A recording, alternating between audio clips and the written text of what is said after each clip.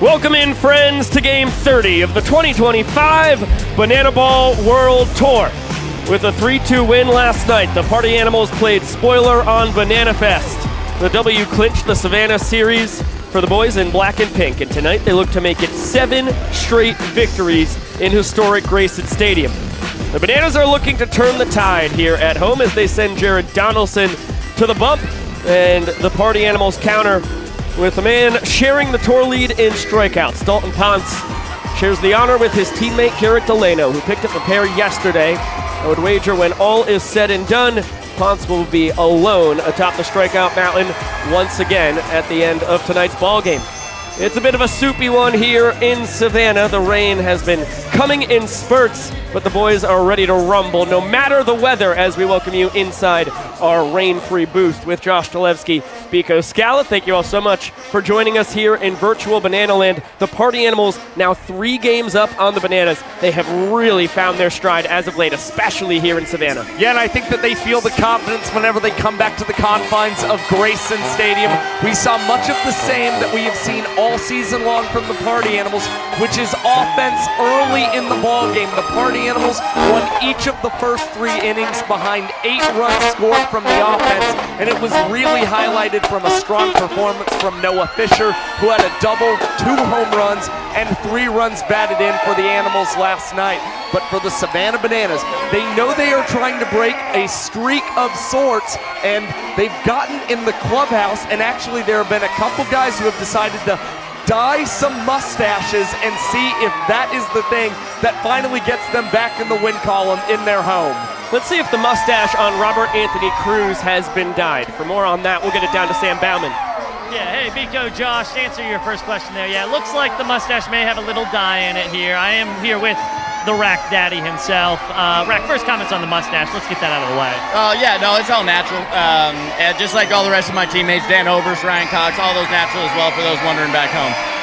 All real all the time, and what has been really fun to watch out of Robert Anthony Cruz, of course, always is the rack flips. You're known for your aerial abilities, but over the last 2 games, we've seen 3 of them. How are we seeing the ball off the bat so well lately, Rack?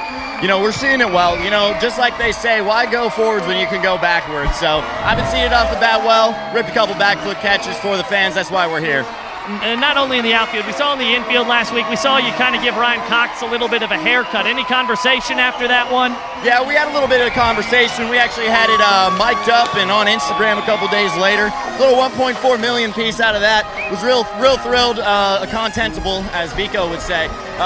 Yeah, no, we had a good conversation. Ryan Cox got a haircut, and quite frankly, Ryan Cox always is showing off his haircut. So I thought I'd add it to the mix. The guy is just a great teammate. The mustache is real, the skills are real, the backflips, we're probably going to see him tonight. Guys, we're going to go to the rules, but first, Rack, let's maybe hit a quick rack flip. Just for you. You want to do one with me? Yeah. Okay, here we go. Ready? 2, 3. Biko, Josh? Rules? Yeah, let's get the rules, Sam. The name of the game is Banana Ball, and this is the fastest, most entertaining game in sports. Rule number 1, win the inning, win the point. If you score the most runs in an inning, you get a point. The most points win the game. But in the last inning of Banana Ball, every run counts as a point. Rule number 2, there is a 2-hour time limit. No new inning can start when the clock hits 0. Rule number 3, if you step out of the batter's box, it is a strike. Rule number 4, no bunting. If you bunt, you're thrown out of the game. Rule number 5, batters can steal first. Rule number 6, no walks allowed. It becomes a ball 4 sprint until every position player touches the ball. Rule number 7, no mound visits. Nope. Rule number 8, if a fan catches a foul ball, it is an out. In Banana Ball, everything's in play, so you better be ready. Rule number 9, the showdown tiebreaker. If the game is tied at the end of 9 innings, or when time expires, it is pitcher versus hitter with 1 fielder, and the hitter has to score. Rule number 10, the Banana Ball challenge rule. You, the fans, have the opportunity to challenge a ruling on the field. Rule number 11, the golden batter rule. A team can send out any batter to hit in any spot in the lineup. This is guaranteeing the best possible matchup at the end of the game when it matters most. These are the official rules of Banana Ball. From virtual Jesse Cole to real life Jesse Cole, shouting out the cast and crew. You can take it over, Mr. Man in the yellow tux. Splash the Kid! And the world's strongest banana and the king of potassium. His name is Switch. And how about the tallest man in sports? Dakota Stilts Albritton. Oh, keep it going for your dancing umpire. His name is Vincent Chapman. And finally, your breakdancing coach. Let's hear it for Maceo and the cast of your bananas. Now, the cast is ready. The players are ready. It's time for you, the fans, to get ready. So we need everyone on your feet. Our amazing home stadium crowd, everyone here on your feet, because it is now time for the fan warm-up. So please welcome to the field, 6-year-old Charlotte. Here she comes. Oh, great breakaway speed. Wow. All right, Charlotte, very important. You're going to set the tone for tonight. We need to get this crowd going wild. So whatever you do, they're going to do. Are you ready for this? Yeah! Yes, you are, Charlotte. Let's bring it. Here we go. Oh, good start. Look at the bounce and jump. Look at the energy coming from her. Oh, she's setting the tone. Oh, the most aggressive hey baby I've ever seen. Oh, here we go. Oh, yes. Oh, we're spinning. We're spinning. Oh, yes. Oh, what? Sprinkler! The sprinkler! Oh, yes. We don't need any sprinklers tonight. Okay, raising the roof. Keep it going, Charlotte. I love it. Oh, Macarena? How do you know that? All right. Oh, now jumping jack! All right, we're back. She's bringing it. We're back clapping. Look around, Charlotte. They are going crazy for you. One more time, let's hear it for 6-year-old Charlotte.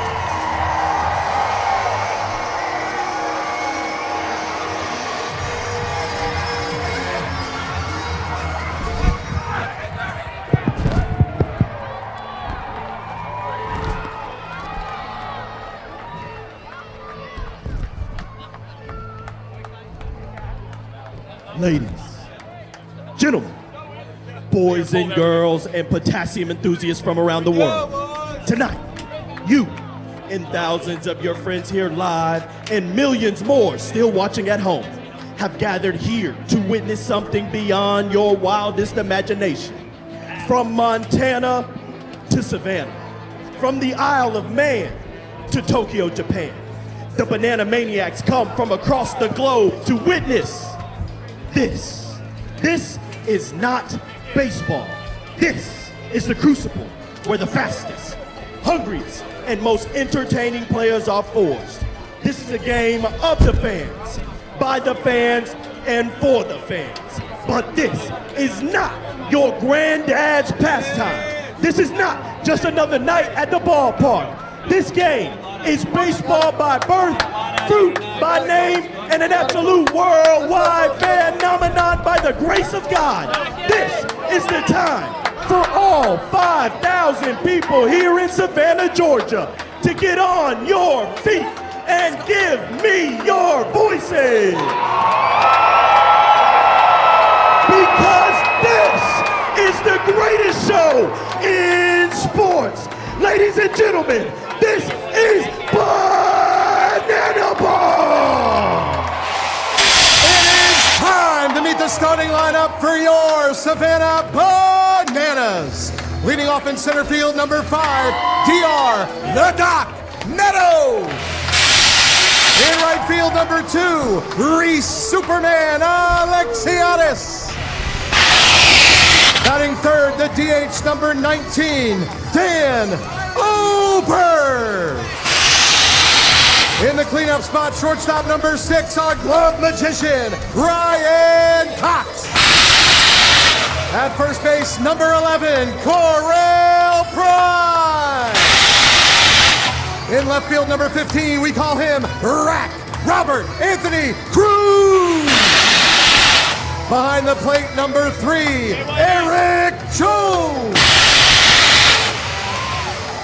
At third base, number 4, Kyle K.J. Jackson. The extra hitter, number 18, Danny Do-It-All Hosley. And our second baseman, number 8, the greatest showman, Jackson Olsen. On the mound for your Savannah Bananas, number 21, Jared Donaldson.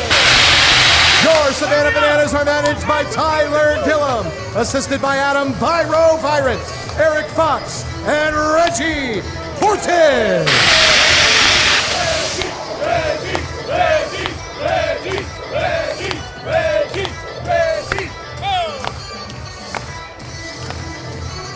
Ladies and gentlemen, please rise and remove your hats. Here to honor America with the singing of tonight's national anthem, please welcome Savannah Nicole.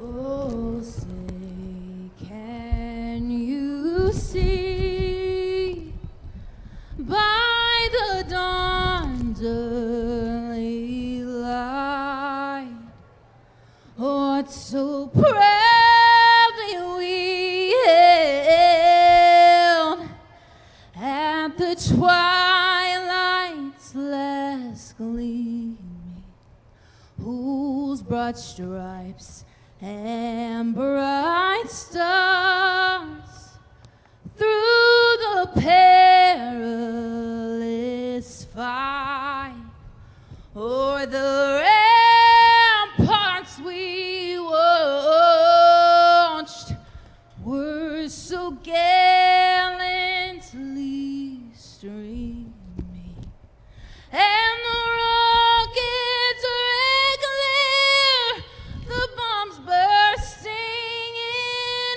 air, gave proof through the night that our flag was still there.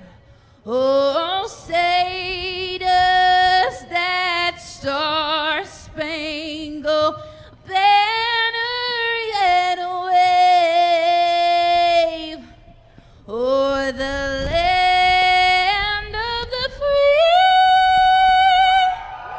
and the home of the brave.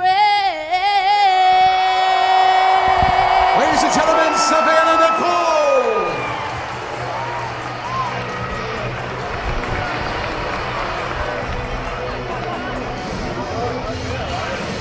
You are watching Game 30 of the 2025 Banana Ball World Tour.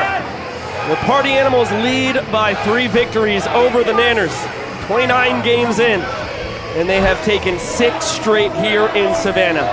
They stand 11-4 on the tour in the Bananas home park and have already clinched the season series in that regard. Let's take a look at the starting pitching matchup we have here this evening. It is an awesome one. Jared Donaldson on the bump for the Nanners. Dalton Ponce goes for the Party Animals. A matchup between 2 righties, and the interesting thing about their season so far, both guys have pitched better on the road than at home this season. Jared Donaldson an earned run average around 8 in Grayson Stadium, and for Dalton Ponce, that mark is around 6. So both of these guys are still aiming to try and settle in here in Grayson Stadium, where we've seen a lot of home runs flying. In fact, there were 5 last night between the Bananas and the Party Animals. So these guys have got to limit the long ball. Let's get a look at that powerful Party Animals starting lineup. It's the usual suspects up top. Reese Hampton, Jake Skoll, and Andy Cosgrove due to swing it in the first. Then Noah Fisher cleaning it up. Followed by Chase Acuff, Bryson Bloomer, Tanner Thomas, And Dustin Baber, Jason Swan, and Mike Vivacis rounded out. Well, it was Noah Fisher, the standout performer for the Party Animals. 2 home runs, a double, 3 runs batted in. But Tanner Thomas's bat may be starting to heat up here in May as he also added a double and a home run of his own. And the Bananas defense trying to stop this skid here in Grayson.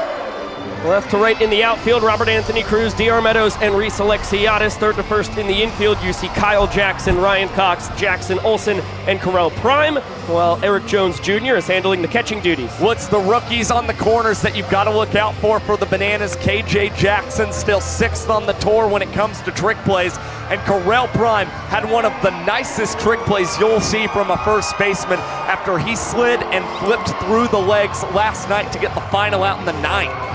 Let's zoom in on the man with one trick play at the center of the diamond, Jared Donaldson, here on his 3rd Banana Ball World Tour. When he is on, he can be as sharp as anybody. And it's start number 7 for Jared Donaldson with 2 wins and 1 loss this season. But his earned run average was almost 13 in the month of April as he surrendered 14 hits in 7 innings pitched. The interesting note, 5 of those 7 innings were thrown in less than 4.5 minutes, but 2 of them were over 7.5 minutes long. So Donnie is prone to a blow-up inning that will crater his overall numbers from time to time. The big piece for him tonight, a clean first inning and avoiding a blow-up later in the ballgame. Banana Nation, it is time. On 3, I need everyone here to yell, start the clock. 1, 2, 3. Showtime. The 2-hour timer starts ticking. And the switch-hitting center fielder, Reese Hampton, will dig in. 4th World Tour for Super Reese.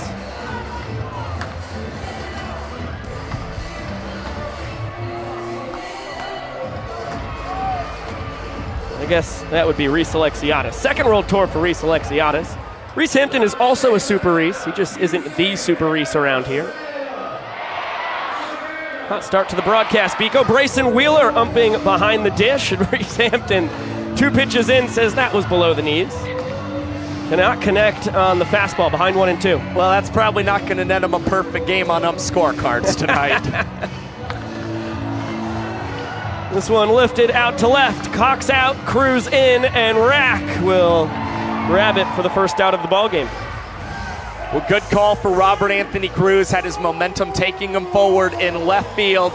A little disappointed that he couldn't collect the rack flip, but you saw one there as he gets back to position as Jake Skoll now settles in the left-handed batter's box. Preposterous offensive numbers you saw on the graphic there for Jake Skoll. He bounces this one to Cox, backhanded between the legs transition, and he sails it over the 6'5" Correll Prime. Skoll is going to trot up to second on the trick play missed from the glove magician. Yeah, ranging deep in the hole, Ryan Cox did have plenty of time to go between the legs, but offered up a throw too high for even a 6'5" man in Correll Prime. So now Skoll winds up in scoring position, and it's up to Jared Donaldson to try and stall Cosgrove and Fisher on deck. Duck on the pond for the tour leader in runs batted in. Splitter misses, a ball and a strike on Andy Cosgrove. Hitting .337, reaching base at a .402 clip. And a ball and 2 strikes now. Donnie living at the bottom of the zone. This one bouncing to KJ, jumping between the legs. He'll grab the first trick play of the evening. 2 down. And smooth play for Kyle Jackson. What you've got to appreciate with that trick play, he goes between the legs here, and you see just a quick pause to set himself up to throw over, make sure that is right in the chest of Correll Prime, and that the out is recorded. Noah Fisher coming off another one of the great offensive individual performances we've seen in Banana Ball history. 2 homers and a double last night. Fish is the only man in Banana Ball history with 3 multi-homer games. It's only his 2nd year in Banana Land.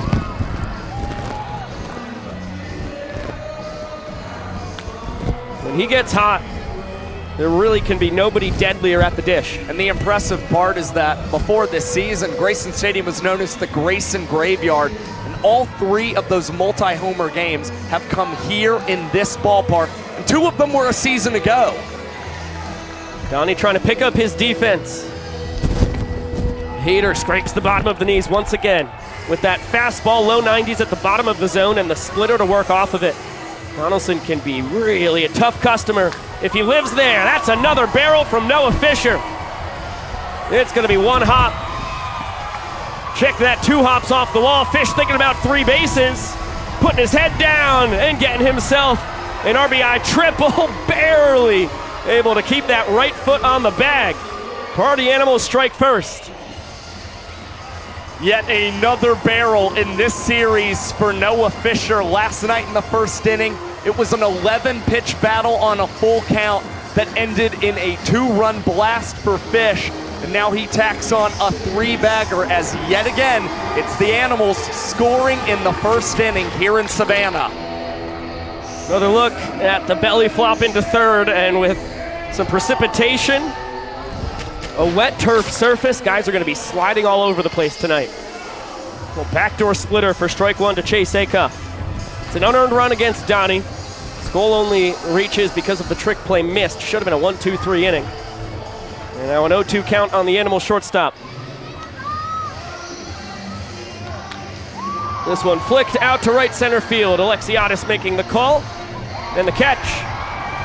But the damage done. Noah Fisher, a clutch 2-out RBI triple, and the Animals have a chance to earn the first point.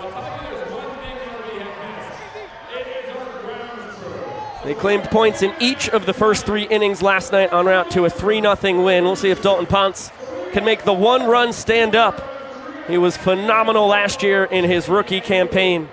And just like Donnie, when he is on, it's just about as nasty as they come around here. Well, funny enough, this is just the second start of the season for Dalton Ponce, who has a 3-1 record this year.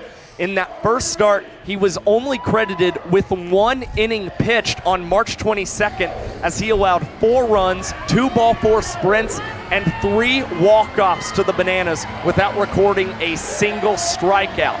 Fortunately for Ponce, each of his last 4 innings have been thrown in less than 3 minutes, and he's still at the top of the Toro leaderboard with his 22 Ks. And he patiently waits to finish his warm-up pitches for the youngsters to just run buck wild all over the infield with these lawnmowers. Doesn't really seem necessary for a turf surface, but what do I know? I am not a groundskeeping expert. Let's look at the Party Animals defense while the kids finish up their work. Left to right in the outfield, Thomas, Hampton, and Skoll. Third to first in the infield, Bloomer, Acuff, Faber, and Swan, with Vava behind the dish. Well, what really stood out last night was the trick plays from the Party Animals outfielders. Jake Skoll tipped one over to Dustin Baber late in the ballgame, and Reese Hampton also had another one of his signature behind-the-back catches in center field for the Animals. And let's get a look at the Bananas starting lineup. At the top, as per usual, DR Meadows, Reese Alexiadis, and Dan Oberst. And it's going to be Cox, Prime, Cruz, EJ, KJ, Hosley, and Olsen to round it out. Well, it's Reese Alexiadis right now who is making the big difference offensively for the Savannah Bananas. Clubbed another home run last night for the team and is now collecting a home run every 10 and a half at-bats, which is comparable to what we've seen from Cal Raleigh and Logan O'Hoppe in the major leagues this year. TR swinging at the first pitch, as per usual. If it's meaty, he's going to take a hack. Can't knock the results. That 370 batting average you just saw, pacing the Bananas. Jake Skoll, the only man with a higher average on the tour, and DR is creeping closer to Skoll with the knock to open up the bottom of the first. Nice clean single, very much what you're going to see from DR Meadows early in the ballgame. He's never trying to swing for the fences, more so just concerned about getting on and then trying to wreak havoc with his speed, but he may not get the opportunity with how powerful Super Reese's bat has been lately. Hitting tying run aboard. Alexiadis, those are video game numbers you see right there. Represents the inning winning run.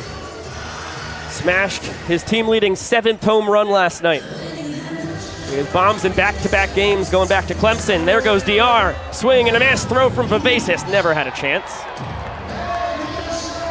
The Doctor a perfect 9 for 9 in his stolen base tries as he puts on a sweet single leg tackle and some ground and pound action against Baber. Well, tonight might be one of those nights where you see the Bananas run wild against the Party Animals. Head coach Mike Vivasas has not spent a ton of time behind the dish this season. And I think the Bananas are going to challenge his arm all night long as Dalton Ponce goes back to the bender once again against Reese Alexiadis. It is now up to 23 strikeouts here in 2025. Gnarly slider. Ponce separates himself from Garrett Delano at the top of the punch-out leaderboard. We'll celebrate with a long dance, deservedly so. And Dan Oberst digs in.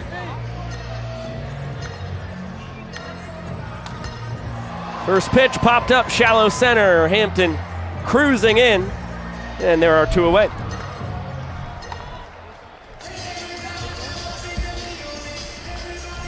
Well, Ponce disposes of the big boppers. 12 homers between Alexiadis and Oberst. Ryan Cox, not known for the pop, does have a pair of homers here in his 4th World Tour, the first 2 bombs of his illustrious banana ball career. And one of them came against Ponce right here in Grayson Stadium. What's Cox's 3rd time ever batting cleanup for the Savannah Bananas. The great thing is that he's a pesky hitter, but swings at the 1-0 offering, but Reese Hampton ranging into right center field will make a fantastic running grab to secure a first inning point for the boys in black and pink. Let's talk about some banana ball basics as we head to the 2nd inning here. We're talking about how dominant the Party Animals have been here in Savannah. They are 11-4 in historic Grayson Stadium, as we've talked about, currently riding this 6-game winning streak. And it certainly begs the question, should the Party Animals be favored to win the 2025 Tour Championship? It will happen here. Yeah, it's certainly going to be interesting if the Bananas and Party Animals are matched up against them. That could very well be the case. And we've actually got our Party Animals correspondent, Drake Toll, down with Mike Vivasas to get us more. Not only the head coach, but tonight the catcher, Skip. The question was posed from Biko. Are the Party Animals the favorite to win the Tour right now? Oh, man, I mean, in my eyes, absolutely. I mean, it's just the way they're getting after right now is just a dedication to how hard they're working, and I mean, they're the favorite in my eyes. You've won 7 of 8. You've already taken Grayson. You're 4 wins against the Bananas away from having that season series. What has been different to start this tour? You know, not much different. Just the guys really putting the effort in, coming early, getting that early work done because our days are so long. So just real good work ethic on our end and just staying healthy. That's the key. Vav, grab your bat. Thank you very much. Biko, Josh, party on. Thanks, Drake. Vav due up 5th here in the 2nd inning. First, it's going to be Bloomer, Thomas, and Baber. Then Swan and the head honcho holding down the 10 hole after that. Slider in there for strike 1 to Bryson Bloomer. This bottom half of the order has so much oomph to it. Bloomer kind of that second leadoff to restart. The Party Animals offense, he's been absolutely stupendous in his 3rd World Tour, hitting .297. More importantly, a .403 on base percentage. And he's been running wild, leading the tour with his 16 steals. Good fight there on an elevated fastball. Yeah, that .403 OBP ranks 3rd on the Party Animals this season. And for Bloomer, he has more ball force sprints than he does strikeouts. And this is a key reason why, putting up an excellent battle against Jared Donaldson. Payoff pitch all the way to the backstop. This will be at least 2 bases on the sprint for Bloomer. All 7 Bananas behind the pitcher and catcher have to touch the ball before it's live, and Grayson will be content with the 2 bags. Now 14 sprints compared to just 10 Ks on the tour. And the Bananas recognized the urgency they had after that pitch squirted away from Eric Jones Jr. Fortunately, they were able to hold him to just 2 bases because they had a defender running over to cover the 3rd base bag had Bloomer tried to advance even further. Either just misses the inside corner. Tanner chicken tender Thomas.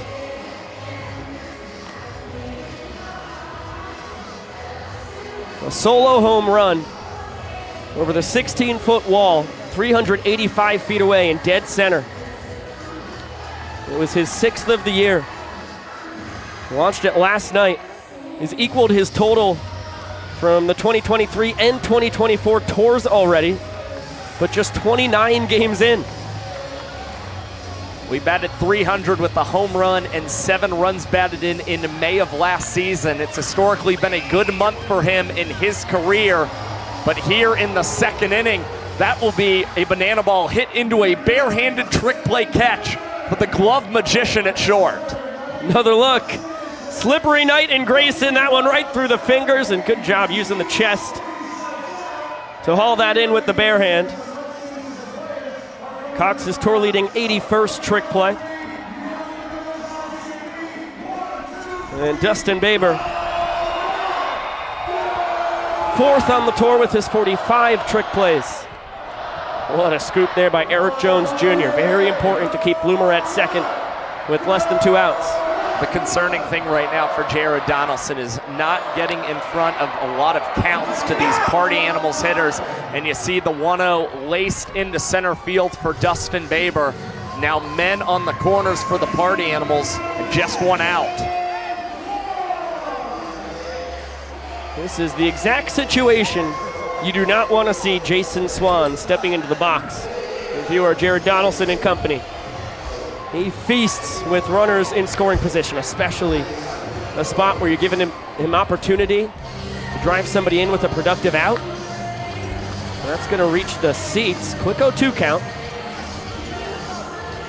He's batting .429 with runners in scoring position this season. We also saw him tack on a 5th ball 4 sprint with runners in scoring position as well last night. Bouncer past the dive of Cox into center. 2 strikes, no problem for Jason Swan. Party Animals after claiming a point in the 1st. Chance for another point now here in the 2nd.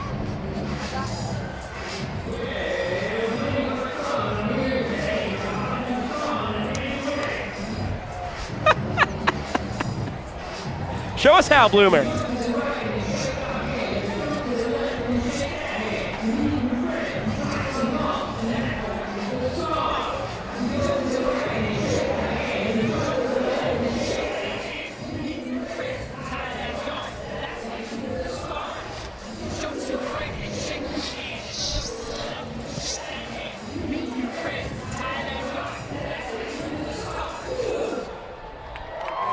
Really can't stress how important it is to meet new friends and tie that yarn if you really want to nail the scarm. Well, that's how our friendship began. That's right. My first day as an intern, you made me tie some yarn. Yeah. It was a long day. Lots of colors on those strings of yarn. Yep, I made you move to the right, shake that hand. Then I had you move to the left and shake that hand. Son of a gun, when you were able to nail both, I was like, this guy's got some moxie to him. I'm glad to hear that. 2 balls, no strikes on Mike Vivacis. A couple ducks on the pond. Party Animals head coach looking for more offense. He's now ahead 3-0. Ball 4 drives in another run. Still Vava's count.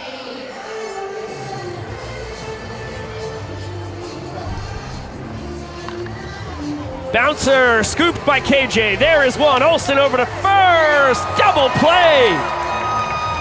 Bananas go around the horn. And a twin killing for now. We'll see. The Party Animals thinking about challenging. And they will. Just like that.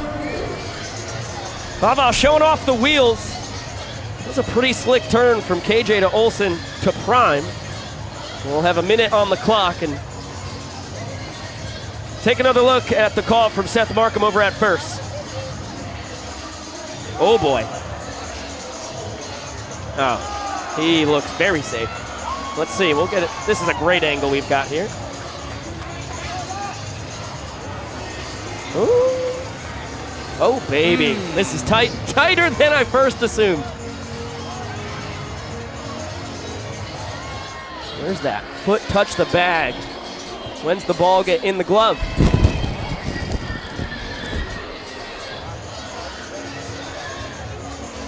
That's bang, bang right there. I'll tell you what. Anything from a third base angle. Yeah, that's what I was hoping for.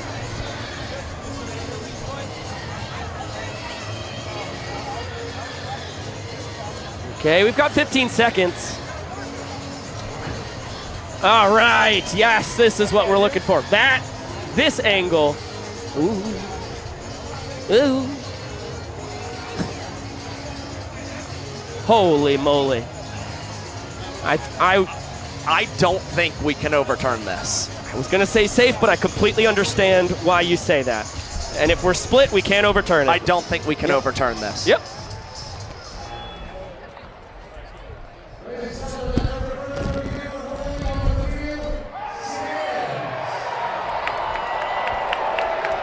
And the party animals are apoplectic. They do not like that one. Oh boy. Well, a game that the party animals did love a year ago in Fresno, California. 5 bombs, all of them from the boys in black and pink. The first of the careers for Fisher and Porter. And most importantly, Jocelyn Allo became the first woman to notch a hit in banana ball history. It was a big win for the party animals in Fresno. We also saw Reese Hampton with 2 home runs in that contest. But Jocelyn Allo had the standout moment of the night, becoming the first woman in banana ball history to notch a hit, lining it into right center field against Brett Helton. The fans were pretty fired up about the play. You saw Jocelyn, a pretty big fist pump as well. And all of the bananas, her teammates, justifiably fired up, running out of the dugout, making sure that they could get the ball for her. And we even got to hear from Jocelyn following the game. I was freaking hype. I was yelling, let's go! And then I look over to the team, they're all going nuts, and it was a great moment to remember. Probably top 3 best moments I've ever had. That is high praise for a moment in Banana Land for college softball's home run queen, Jocelyn. Such a pro's pro, student of the game, worked so hard on her baseball swing throughout her month in Banana Land, grew up playing baseball, dominating the guys out on Hawaii. And I would say, I don't think this is a controversial take, the greatest hitter in college softball history. Terrell Prime leads it off here in the bottom of the second.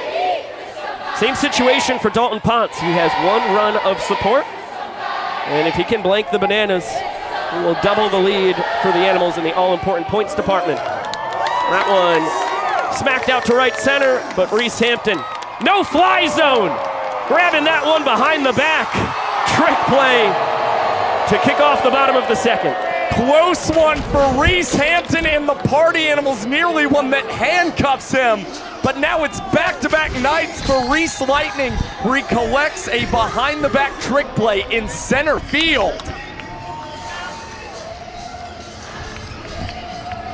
Ponce dropping down, lowers the arm angle. This is the battle between the 2 kids out of Fontana, California.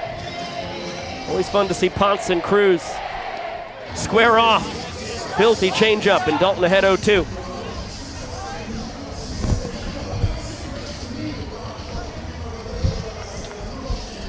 5-pitch mix, primarily for Ponce. 4-seam, 2-seam fastballs, the changeup slider, and a 12-6 curve. There's the change, struck well, but right to Jake Skoll. Second straight night, that rack has barreled a ball right to the party animals right fielder. Yeah, both Prime and Rack have made loud contact here in the second. Just hit it right at a party animals defender. Nice running snag from Hampton, and then Skoll crashing in. Makes the next out as EJ finds himself in the box. That right-on-right changeup should be illegal. I don't know how anybody could possibly hit that thing. Right now, just about everything coming out of Dalton Ponce's hand is moving. It's pretty wicked stuff from the right-hander, whose 1-1 will miss outside. You see him dropping down to go full sidearm. Normally he's pretty 3/4 angle with the delivery. But he mixes it up. Sits high 80s to low 90s with the gas. Sorry, sir. And he's got himself what looks like a 1-2-3 inning. Jake Skoll make his dreams come true. Yes, traps the ball outside the glove. A trick play for Scully. and a 2-0 lead for the Animals. Just like last night, Hampton and Skoll, the best of buddies, collect trick plays for the Party Animals, and Dalton Ponce retires the side in 2 minutes and 26 seconds. The Banana Band blasting away as we head to the third. Last night, the Animals were able to earn points in each of the first 3 innings. They are 2/3 of the way there now. And last night, the Banana Band was in the right field bleachers. Now they take their talents to the left field landing.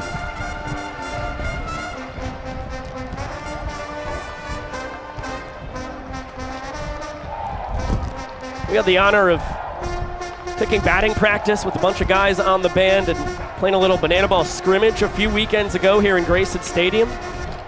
Dylan, the tuba guy, a barrel machine. I mean, he hit the absolute heck out of the ball. Brian Sexy sacks, great hacks as well. Tremendous walk-ups to the plate. Well, it was a pretty fun game. You even had Lalo joining in there on the he fun. He was doing some MC work, making sure that these guys were announced up to the plate and had walk-up songs for that matter. Everybody got one. I got to tell you, Dylan really made the hot corner feel like the hot corner the way he was tagging those balls down the line. That's right. Oh, man. Yeah, Brian Sexy Sacks, not shown at this exact moment, was on the shoulders of Lalo for an at-bat, kind of like a split thing, a stilts thing going on there. Was able to make contact as well. I think he reached base. These guys are a hoot. Top of the order for the Party Animals. They've given Ponce 1 run in the first and second innings. Dalton has made it stand each time. East Hampton started the game with a fly out to left.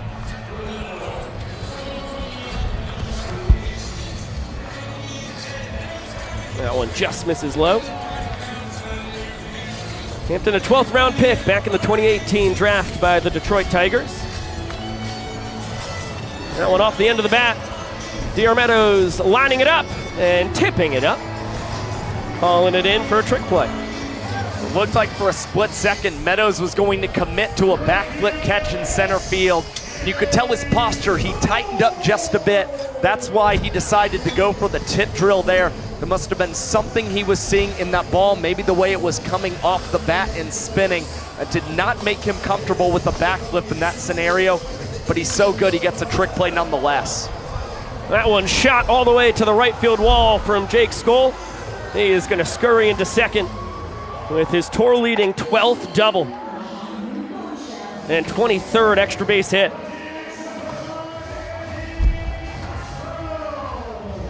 Reached on an error in the first, ended up scoring the inning-winning run. He's in scoring position for Andy Cosgrove,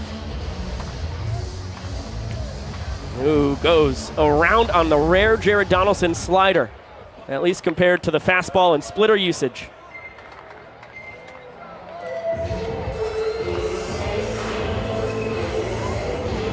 And Donnie with Cox, Olsen, and Meadows. Skoll getting involved as well.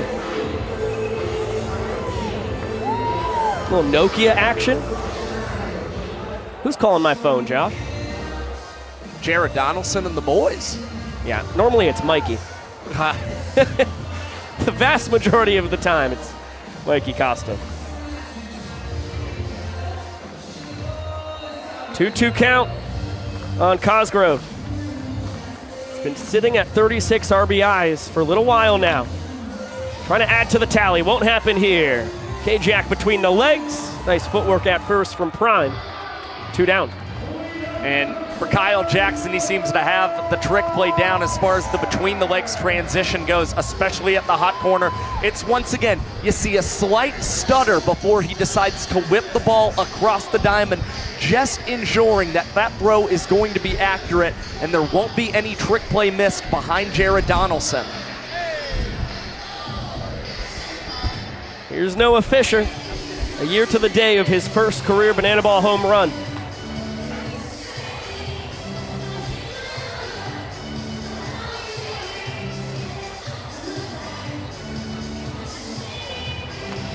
Fish worked a 3-2 count his first time, got a payoff pitch fastball.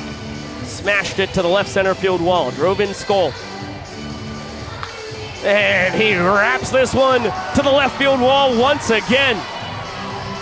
Another frozen rope from Fish. And another stake. Party Animals with a run in all 3 innings. Looked like a splitter from Jared Donaldson that just didn't have enough movement or sink at the lower part of the zone.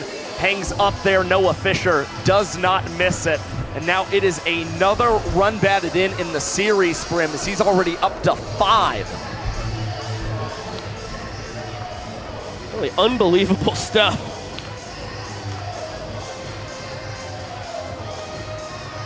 Two-0 count on Chase Acuff.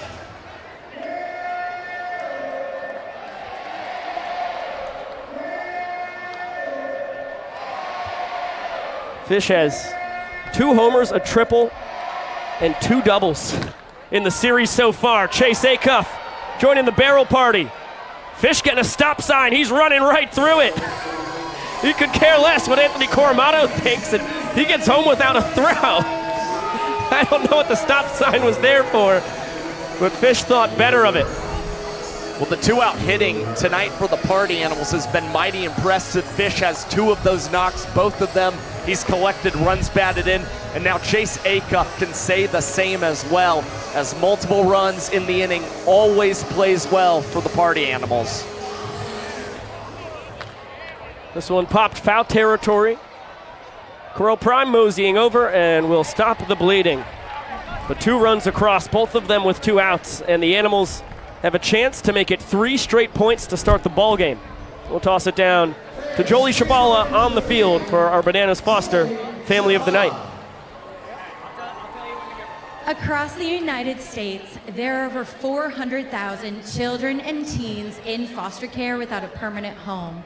To raise awareness and support this community, we created Bananas Foster, the official nonprofit of Banana Ball. Our organization is dedicated to celebrating the foster care community while educating and inspiring others to get involved. Tonight, we are celebrating the Blitch family. Alyssa and Robert have been a licensed foster family for 7 years. They started a nonprofit that supports and provides supplies to families and children and teens in need. In total, this family has welcomed over 75 children and teens into their home.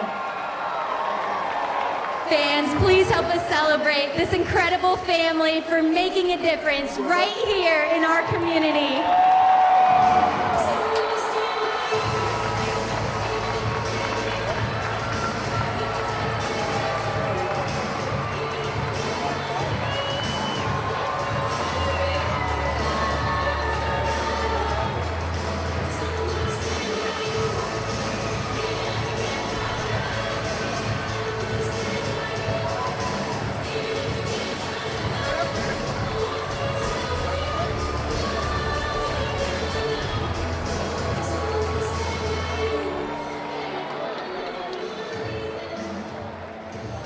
One more time for our Bananas Foster Family of the Night.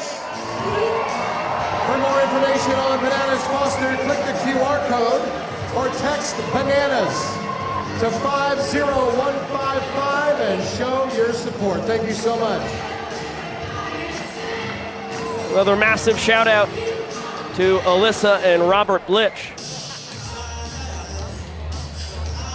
And I think we're on the verge of a specialty walk-up to start the bottom of the 3rd. Kyle Jackson is due to swing it. I think he's going to be coming up in style here. He might have a dear friend of his to help him out. Well, anytime that Cage is getting involved, you know it's probably going to be a good one. We saw Paparazzi incredible in Miami. Also impressed with Dancing Through Life early this season. It's Kajak, Hosley, and Olsen due to swing it with the Nanners chasing 2 runs here in the 3rd and down by 2 points in the ballgame. Let's see what KJ's got.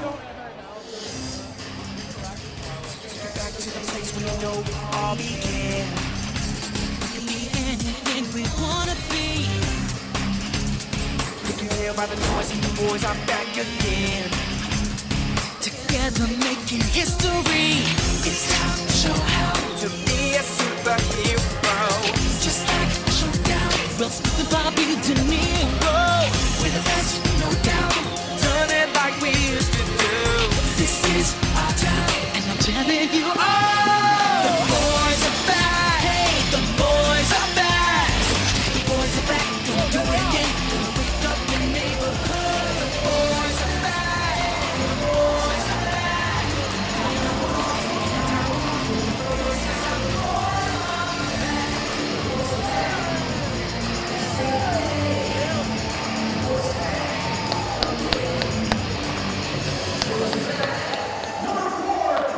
And first pitch bounces, this one foul. It's about a little High School Musical 3 action for you. I only ever watched the first High School Musical. I'll be quite candid with you right now. Nico and our BTV audience. Oh, listen, you're an honest man. Really appreciate that. 1-2 count on Kyle Jackson. I've seen bits and pieces of the first one. I've definitely never seen it. Wow. Sorry to report that. I don't think I've really seen anything from the others. So you didn't watch a lot of Disney Channel movies growing up, I guess. No, I very famously did not have cable. Oh, that'll do it. That's the problem. Nice piece of hitting. KJ serves the 1-2 out to left center. And Ty Jackson more fired up than the man who hit it. KJ channeling his inner Troy Bolton, clutching up and collecting the opposite field single. He is now 7 for 11 against Dalton Ponce here in 2025. Completely has his number.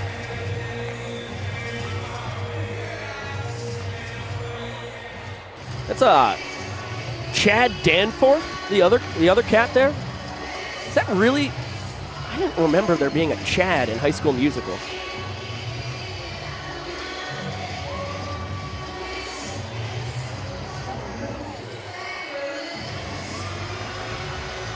Good spit there by Danny Hosley. 1-2 count. Great work by Vivacis as well to hold K-Jack at first. Maceo Harrison doing his best dancing to try and inspire a Nanners rally here. Hosley with a 2-2 count representing the inning-tying run. Good take for Danny Hosley, who has seen somewhat of an alarming trend across his banana ball career as his strikeout rate has continued to jump up every season. It was 9.7 in 2023, 13.7 last year. Now it is up to 18% in 2025 as he whiffs through that one running inside. Yeah, it looked like a 2-2 changeup.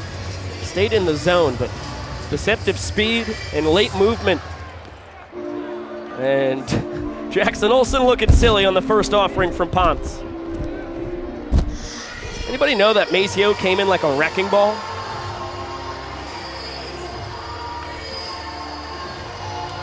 Oh, 2 count on Olsen. This is when Ponce is at his best, jumping ahead of opposing hitters. Now he'll go to anything he's got in that 5-pitch arsenal. Goes to the bender. Jackson able to spoil it. Wow, that one nearly knocked out Turner down on the field.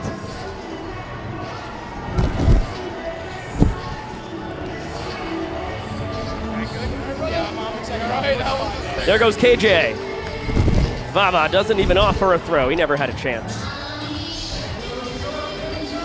Well, both times the Bananas have chosen to run, it has been when Dalton Ponce has delivered an off-speed pitch to a batter. So clearly picking the right times to run, and again, they are really going to test Mike Vivacis if they're able to get on tonight.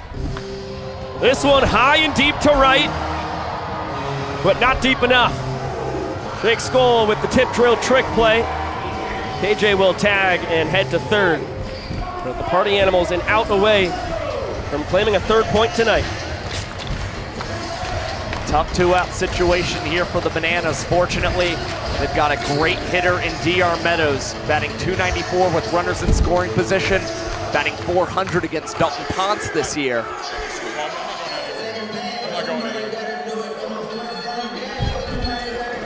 We are singled up the middle to start the bottom of the first. Ended up stranded on second. This one on a couple hops, Bryson Bloomer, smooth as silk. And that is 3 innings, 3 points for Dalton Ponce and the Party Animals. Deja vu. Continues to work himself into a great spot tonight. 3 clean innings, 4 minutes and 25 seconds. And now we'll go down to Princess Potassia. They have what it takes to be the next princess of Banana Land. So I said, we'll give them a chance, but it's gonna be a little friendly competition between these two here. So I'm gonna first introduce you to my friend Thad. Thad, do you think what it has what it takes to be the next princess of Banana Land? Absolutely. All right, we're gonna give him a song to sing, and as soon as the song stops, he's going to wow us with his musical ability. Are you ready? Yes. Hit it, Shark!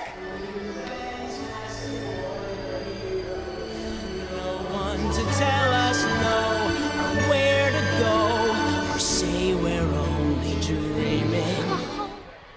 It's a whole new world, a fantastic point of view. Excellent work, Thad, excellent work.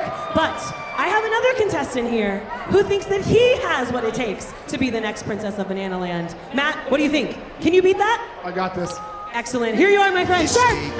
Just look at the world around you, right here on the ocean floor.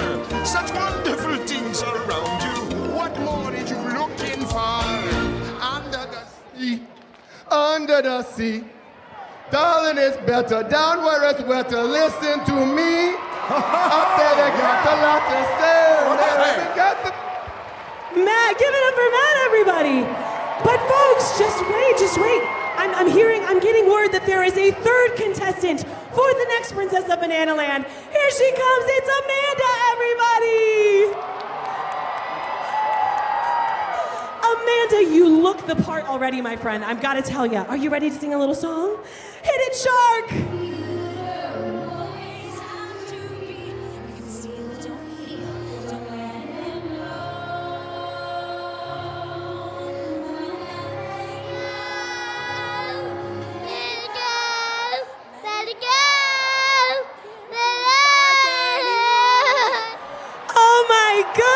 Amanda!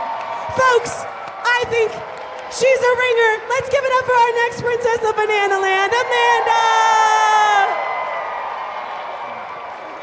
We got to get that youngster on American Idol.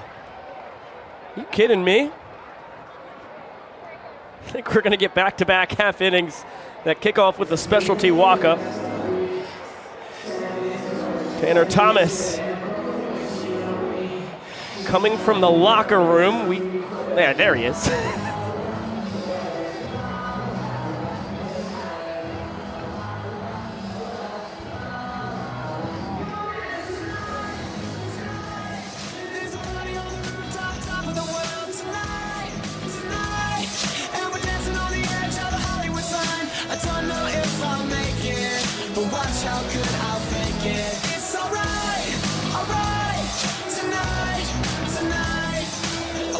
Strange tattoo. Not sure how I got it, not $1 in my pocket, and it kinda looks just like you. Mixed with You a big hot shell Ray guy, Josh? You know, all I can say is I really thought that the Party Animals might actually do this walk-up somehow on the rooftop of Grayson Stadium, but I guess they weren't cleared for that after all. Chance for the fans to make a play. They grabbed a pair of foul balls for outs last night, both of them against the Bananas. Back-to-back batters. This one's gonna have to be caught by a banana. Ryan Cox called off by DR Meadows. Right call made once again by the Bananas. We saw Cruz to start the game call off Ryan Cox ranging into the outfield. Now it's Meadows once again doing the same. You never want to chance it with an infielder backpedaling into the outfield. Meadows, again, had all the momentum going forward, records the first out. The fans want donuts. Faber denied them their sweet treats his first time. Smoked a single out to left center.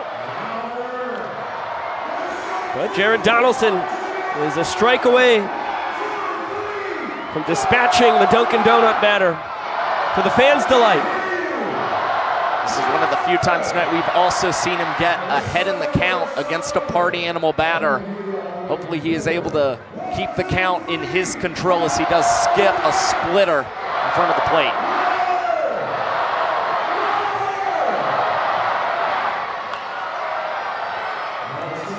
Faber will live to see another pitch.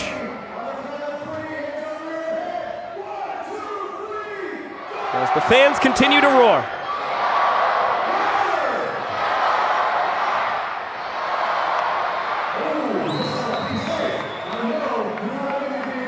You could cut the tension with a knife here. Yeah, the fans here in Grayson Stadium are getting antsier and antsier the longer this battle goes on. Donnie, a couple shakes off of Eric Jones Jr. Now they're on the same page and delivers a pitch lofted into right field. Alexiadis with the call, and a tip to DR Meadows, trampolined off the jersey. I will say that is good for a double trick play for the Bananas. If it's good for you, it's good for me. I think he was trying to catch it in his pants, and it ended up off the belt. I still think it is a double trick play, even though it is not how DR designed it. It looks good to me. That is risque. Yeah, that was like forget a jersey trampoline. That's a tightrope walk. Bouncing that thing off the belt line. 2-1 count on Jason Swan. He singled his first time.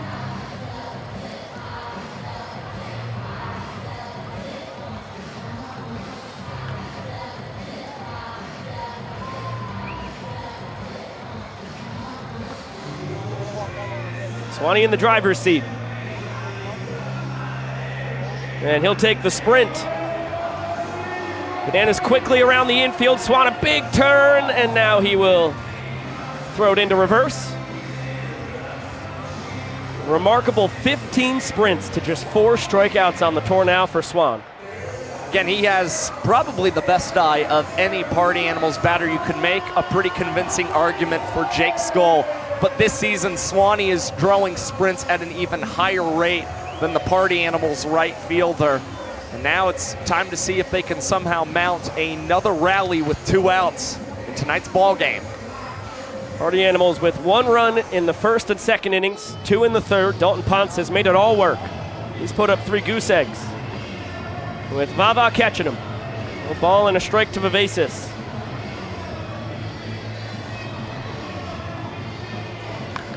And Vava!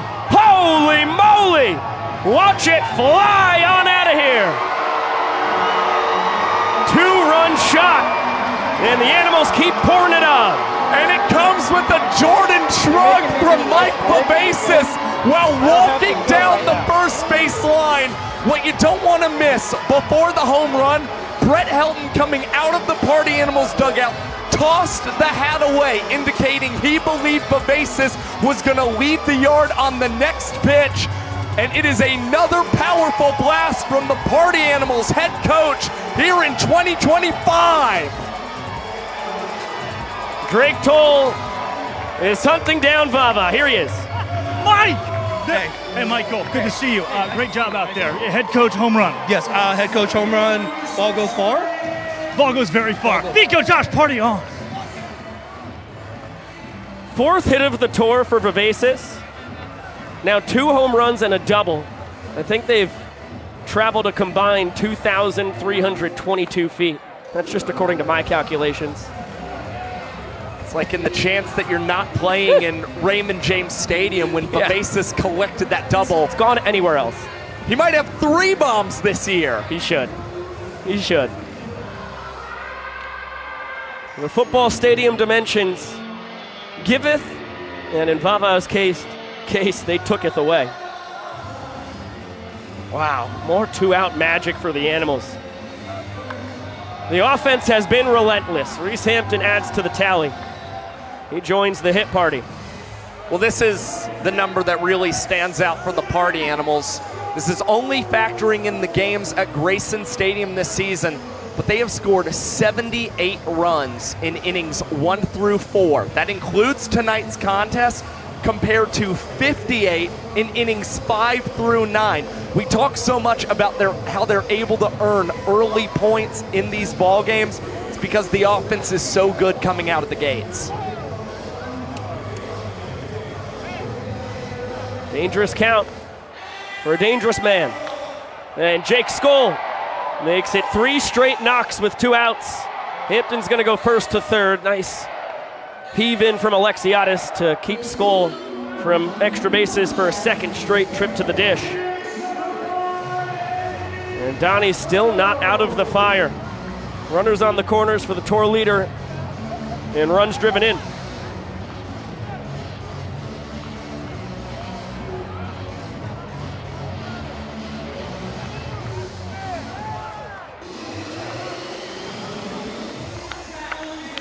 And those Party Animals are having a blast, as they should. 0-2 count on Andy Cosgrove.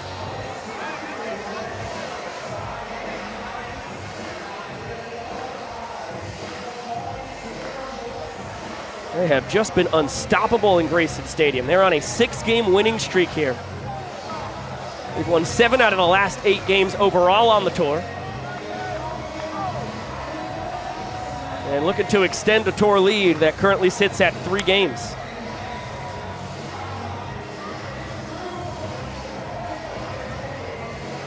That one all the way to the backstop. Hampton rumbling home. He will score. An untimely wild pitch from Downey. And now a 3 spot in the top of the 4th for the Animals.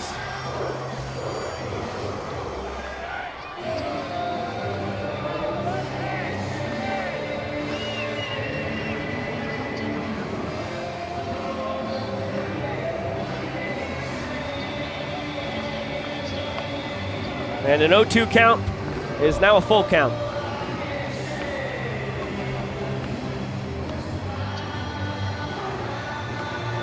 Called strike 3. Donnie scrapes the bottom of the zone with the heater. Sits down Cosgrove, but the Animals continue to rally. They've got an excellent chance to make it 4 straight points to start the game. Yeah, unbelievable 2-out offense from the Party Animals.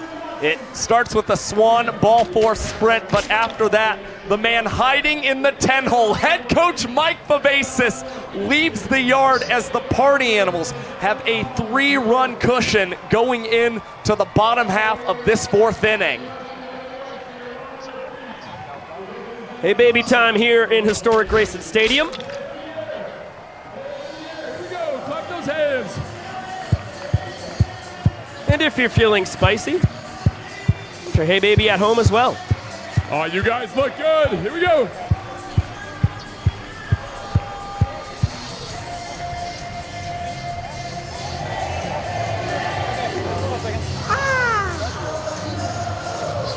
That's a wet wipe, but this is right. Keep it going. Here we go.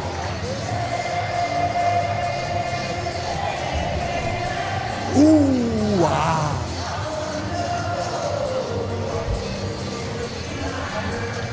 All right, keep it clapping as we shovel. Woo!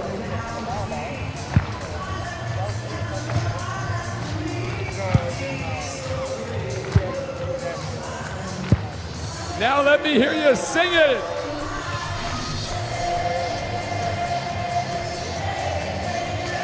Oh, yeah.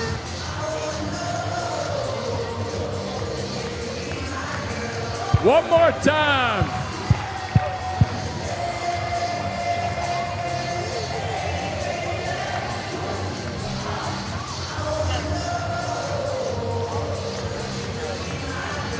All right, give yourself a round of applause and let's go Bananas!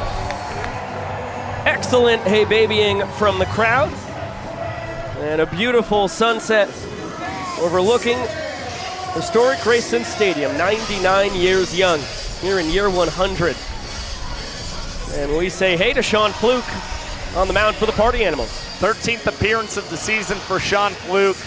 Was the highest average minute sprinting mark at 5 minutes and 29 seconds. Party Animals usually like having Dalton Ponce follow Fluke, but have decided to switch things up to challenge the Bananas to slow down their bats in the middle innings, and that's going to start with Reese Alexiadis. Alexiadis happy to see Ponce back in the Party Animals dugout. He was one of Ponce's 2 strikeout victims. Now up to 24 Ks on the tour to pace all pitchers.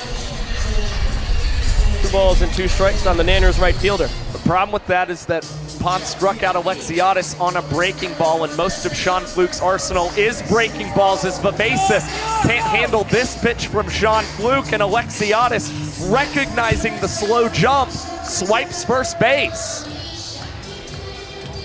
First steal of first for Super Reese here in his sophomore campaign. He did it once back as a rookie banana baller last year. That's a heads-up play, and exactly what the Bananas need. They need 2 guys on.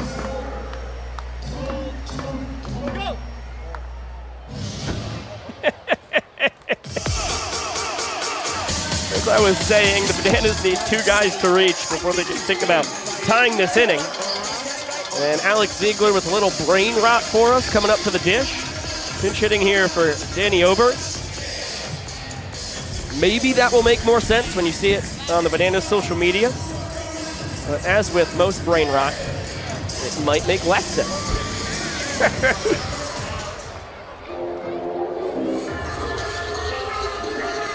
Oh my gosh. See, and his brain has been rotted. He doesn't even know how to keep control of the bat in the box. He's one of the more uncomfortable swings I've ever seen from Alex Ziegler. He's coming off his first career banana ball home run. It was in walk-off style in Death Valley a week ago.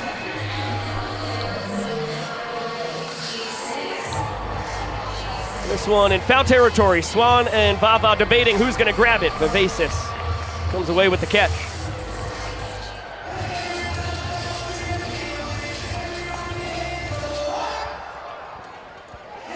Big first out for Fluke as the red-hot Ryan Cox steps in and the dangerous Correll Prime lurks in the on-deck circle. Coxie was 3 for 3 last night with a sprint.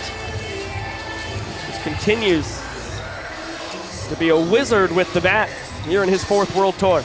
And a lot of these Bananas at the top of the lineup, Oberst and Meadows, are very aggressive swingers. Cox averaged over 5 pitches per plate appearance last night, but has only seen 4 tonight as he winds up grounding into a fielder's choice. Faber able to get the out over at second base for the Party Animals. That's a heads-up play from the former JUCO Gold Glover. Saw that Alexiadis had to tap the brakes to avoid the bouncer from Cox. And even though Super Reese runs very well, it was enough for Baber to get him at first. Correll Prime with too much launch angle. Tanner Thomas went back, he came back in, and the Party Animals have 4 points, 4 innings in. We'll get it on down now to Brett Loftus. Look who we're with over here. It's the first-year skipper at Banana Land, Joe Mikulik. Mick, your reputation precedes you. You got one of the best stashes in all of Banana Land. I got a pretty good one tonight. And you have been in professional baseball for 1 billion years. You've also got ran from quite a few games, including one where a current Party Animal was responsible for. Yeah. Jake Scope plays with Party Animals, one of my favorite ejections of all times in Midland, Texas. Google me, Midland, Texas. I kicked my shoe off, throw one against the backstop. It was unbelievable, but I did it for my players. I backed my players. I love Jake to death, and I'm glad we're together. Banana ball, baby. Speaking of Google, that's somewhere you've been a lot. You're starting to get on the interweb with the social medias. How you been liking that here in Banana Land? I got 25 guys in that clubhouse that are helping me with social media every day, and they're excellent. Google the Texas Tailgaters. Instagram, get my Instagram. I need more followers too, but no, hey, we've grown. I'm growing every day. I love this place. One of the best decisions I've made in 40 years. Look at this place. This is unbelievable. I can't wait. You see his stats, you see mine. Tune in May 24 in Albuquerque, New Mexico, tailgater season debut. Let's see which one is real. Now let's go see what's going on with Noah Nisnik.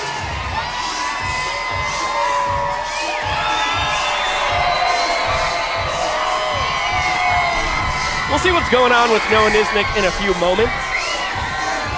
For now, Jesse Cole and company firing t-shirts out to the Grayson faithful.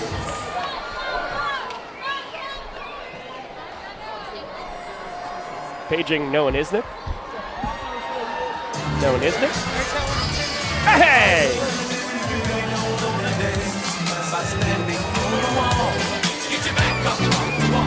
Tell me, how you gonna do it if you really don't wanna dance? By standing on the wall.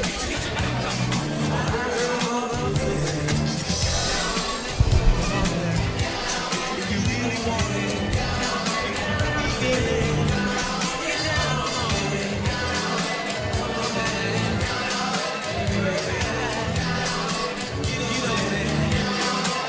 I say people. What you gonna do? You gotta get on the groove. What you gonna do? Tell me, baby.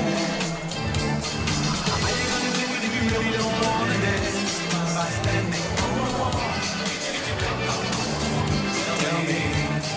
How you gonna do it if you really wanna dance? By standing on the wall.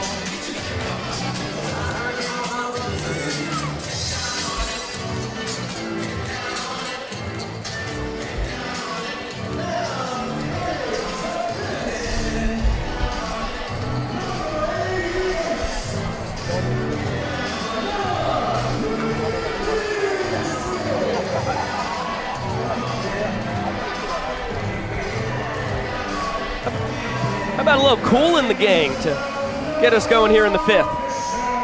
After getting down on it, Noah Nisnik's trying to get the Bananas back in this ball game. He's beginning to round back into his Rookie of the Year form as he allowed only 2 hits across 9 innings in April and earned 3 points without losing any as he averaged 3 outs in 3 minutes and 12 seconds in April. Noah Fisher, a big reason why the Party Animals lead 4-0. RBI triple in the first inning, RBI double in the second. Both came with 2 outs. Both ended up being the difference in those frames. But Noah Nisnik sends him back to the dugout with a punch out.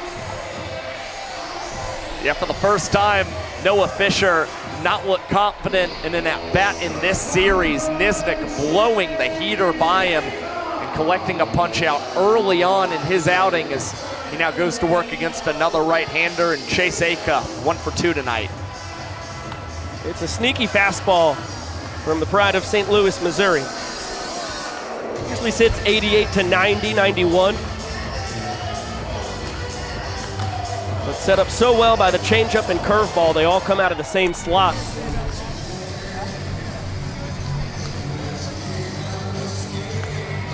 Oh, I bet. 2 balls and a strike on Chase Acuff.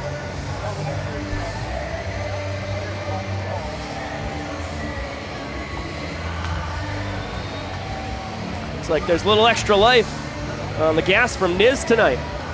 You never know, the Party Animals might start to focus so much on that fastball that Niz can then slow down the bats with the changeup, which is usually his signature out pitch, as Acuff lofts this one into the bleachers, but no catch made by the fans.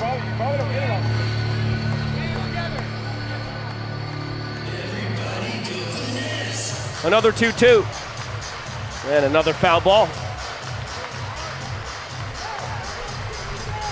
Chase Acuff, one of the toughest guys to strike out in Banana Land. He was the toughest guy to strike out in all of Division II baseball in 2018. Showing you why right here. Well, he entered tonight tied for second on tour with 34 hits. When you're able to battle like we're seeing from Chase Acuff right now, that's the reason why you're going to be up at the top of the tour leaderboard when it comes to knocks, as DR Meadows gets the perfect opportunity to unleash the backflip catch. Now up to 68 trick plays in 2025. this may finally be the year we see an outfielder in banana ball reach triple digits. Yeah, the doctor's on an insane pace. That's 3 on the night now. And looks like Jackson Olsen, Correll Prime might get a chance to enter the trick play chat. No, Prime's gonna make sure he grabs that thing the old-fashioned way. Excellent start to the evening for Noah Nisnik. He puts up the first 0 for the Bananas pitching staff tonight. Economical work for Nisnik, 13 pitches and 3 minutes and 4 seconds.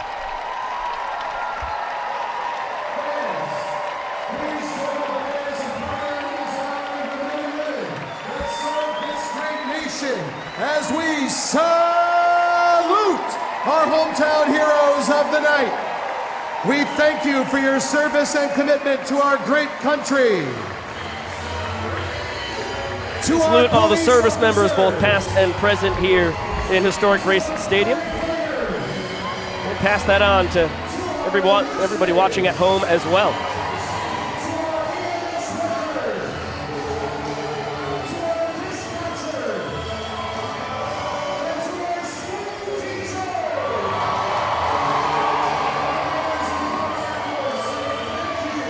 Never gets old hearing the raucous applause for the school teachers at the end.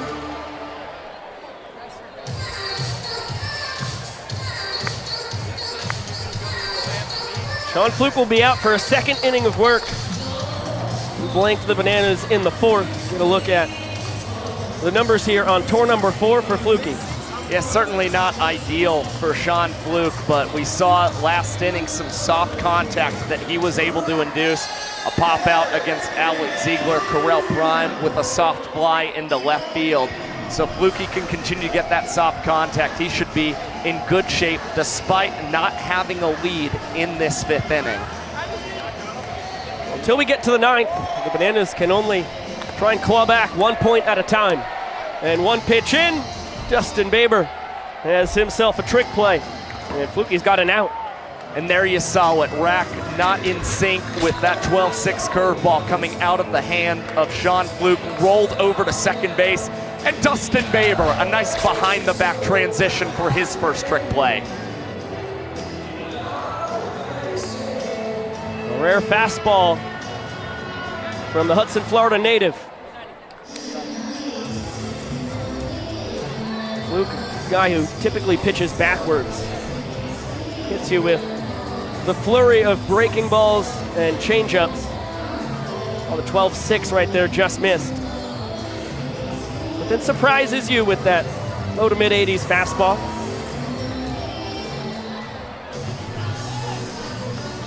Drake Toll would say it's 98.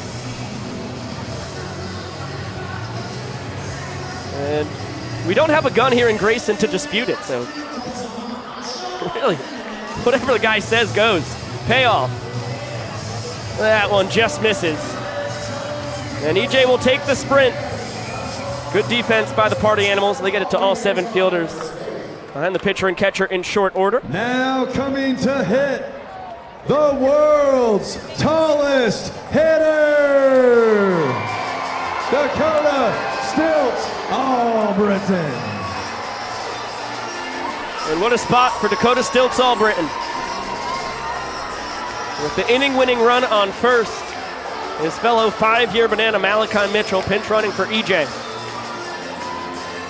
That should spell good things for Dakota Stilts Albritton if he can catch a barrel here against Sean Fluke. Anything lined down the left field or right field lines could be a scoring opportunity for Flash, and it is a barrel off the bat of Stilts. But Reese Hampton collects trick play number 2 tonight. Nice, easy tip right to himself.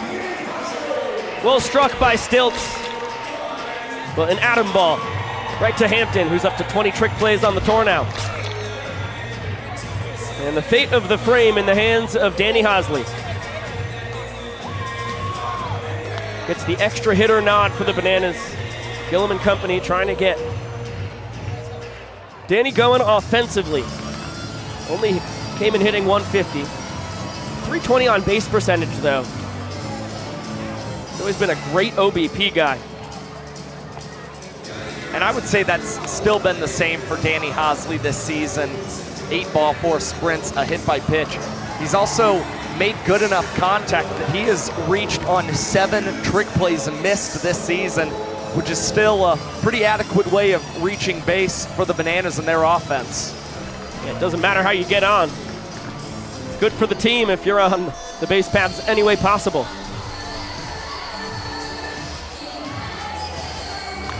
That one smashed deep to left. Danny Hosley playing pepper with the wall. Flash getting a stop sign from Eric Fox. Excellent work from Thomas into Acuff to save the inning for now for the Party Animals.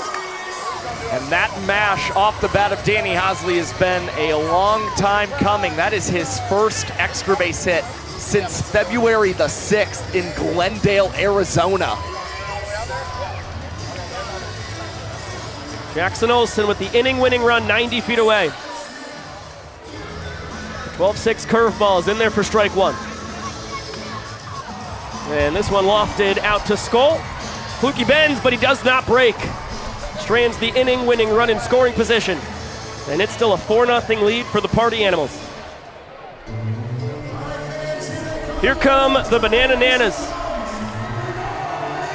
They will dance us to the 6th.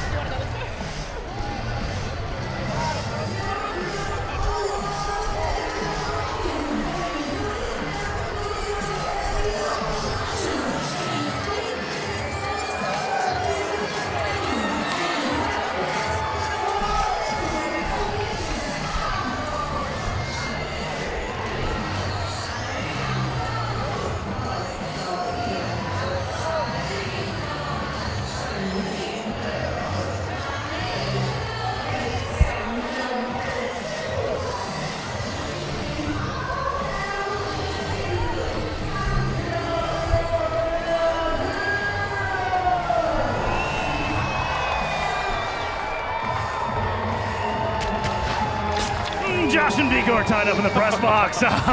Drake Toll alongside Brett Helton with you. It's time for a little Party Animals takeover. Welcome, Brett, to Party Animals Live. We got a night party tonight, Darty party tomorrow, but guess what? We're on the air. Let's give it to you. And the Party Animals are winning. We take you back to the field, where, of course, it is Noah Niznik who toes the rubber. And Brett, he's going to have to deal with one of the best hitters in all of Banana Ball, Tanner Tinder Thomas. Tanner Thomas, back deep to DRs. You do something crazy, a little razzle-dazzle spin. Ah, he got it. All right. Pops it up to himself. I think he was going for the thing that the guy did in the MLB game where he spun himself around and caught it behind his back, but no save for our friend DR. I think that's what he was doing. It looked kind of funny, but 1 pitch, 1 out is not ideal for us. It's cool for them, but we can take a couple pitches here. Let's get back into it. I think we have a walk-up. Dustin Baber. He's got the beer in hand. Yes, he is. DR almost hit the Bananas mascot. Split. Let's count this chug, see how fast he goes. Baber going for sub-4-second beer chug.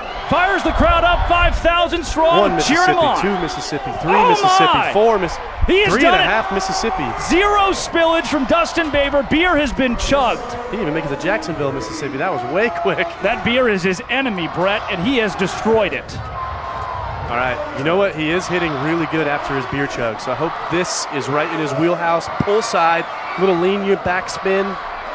Come on, Leprechaun, Dustin Baber. Here's the pitch. And he's 1 for 2 tonight. Ball away. Oh, Brett, even I wanted to swing at that one. Good eye. He might be a little dizzy, so I'm hoping he reins it back in, gets something real pretty. Maybe the donut batter tonight.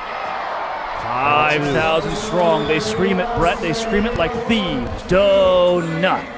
Donut. They want to steal his will. We don't want him. There you go. Decent swing. Could have been more aggressive on 2-0. Hitters count. Get out of here. Get out of here, ball.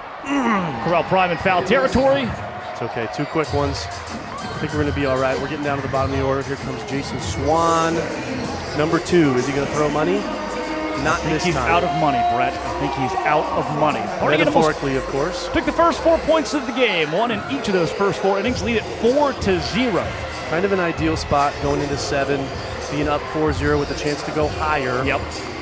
And now we know that the Bananas will have to score multiple runs that equate to points in the 9th to keep this game going. Yep. We got our guy ace in the hole, Drew Gillespie. between him and Brady. I don't know who's going to close today, but no matter what it is, never a doubt. Swan. There we go. Foul ball and Brett! Is there a fan in the parking lot? No, worse. That is off the hood of a white Nissan Maxima. Oof. Oh, Arkansas plates. Your Lamborghini's safe for now. Tough night for that guy. Yep. Pitch coming in, pretty good. Okay. Inside jam. Wheels. Number 2, go! Just in the nick of time. Bananas get out of that inning. Jason Swan was huffing and puffing, not quite fast enough. We are going to send it into the bottom of the 6th here. Are we going to the point? Yeah, that's a tight one right there. Good play from Ryan Cox. Very nice for the throw as well. Brett, I'm being told by our production staff in our ears that we can stay. Josh and Vico have not untied themselves yet, though there is a dance with the players on the field. We'll take you there.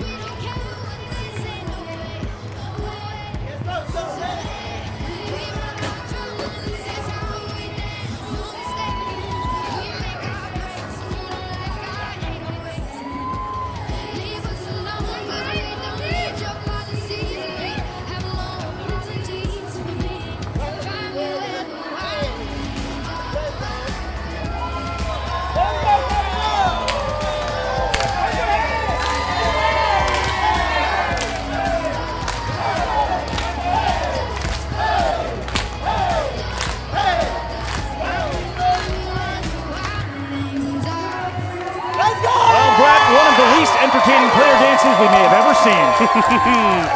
They are way out in the right field bleachers. They're getting everybody in the stadium involved. I think everybody's hands over there were going up and down watching Maceo lead that dance. And the crowd goes mild. Break toll alongside Brett Helton. Party Animals take over with Josh and Vico tied up in the back.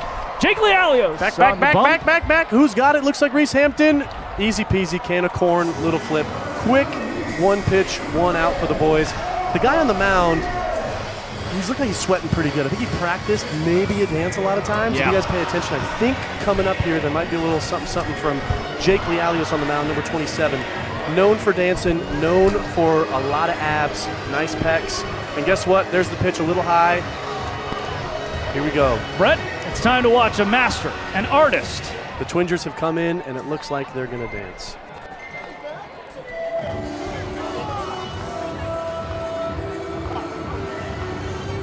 Wow.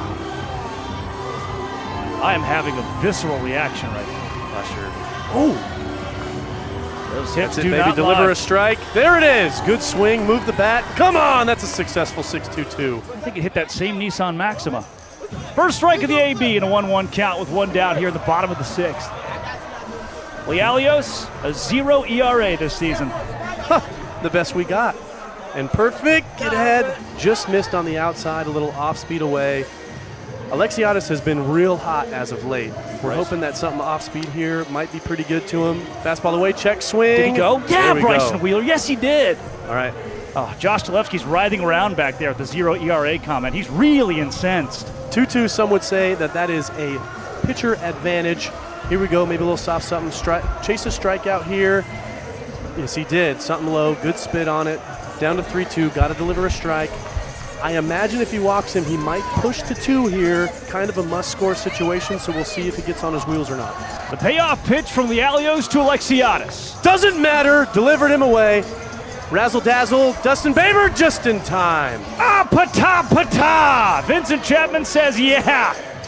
Double trick play, smooth as butter. Alexiadis, my goodness, Brett. Razzmatazz. French. A quick out, a really good dance, and now we got a double trick play. Here we come, the DH. He's famous for it. Ooh, really good pitch away. Now, Dan was not a fan of that. What. Dan said no. Now he can kind of toy with him. If he goes out, comes right back in, what's he going to do? Here comes the pitch, right down, Main Street, huh? Come on, give it to me. One-way street. He can kind of do whatever he wants. Good pitch strike, taken down the middle. Good. Chase the strikeout. Good, I love that. Nope, not going. He thought about taking off for first, didn't end up going. Still up ahead in the count, 1-2. He can probably chase another strikeout here. Dan doesn't strike out very much, and he doesn't chase, so hopefully he can just deliver him a good pitch and a little bit uneasy. Get him out here. Party Animals can keep the demoralization alive. Deep in his legs. Here it comes. Deliver, payoff. Pitch. There we go. Can I help you, sir? No, I'm just looking. I'll see Beautiful. myself to the dugout.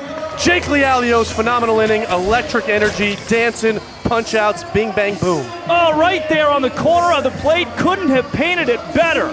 Ooh. Jake Lialios, my friend, have an outing. This game remains Party Animals 4, Bananas 0. And Brett, let's do some kissing.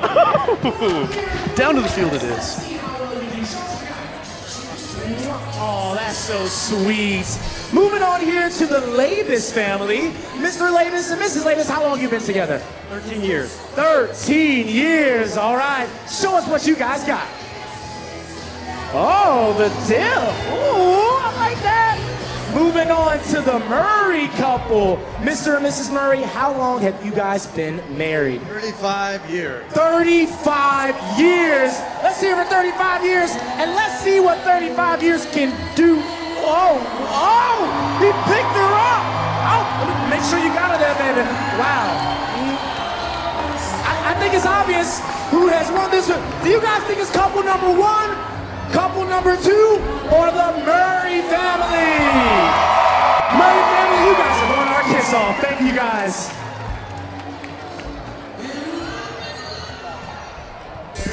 And now back to your regularly scheduled broadcasters. I don't know how this happened. Brett Helton left so much earwax in the headset.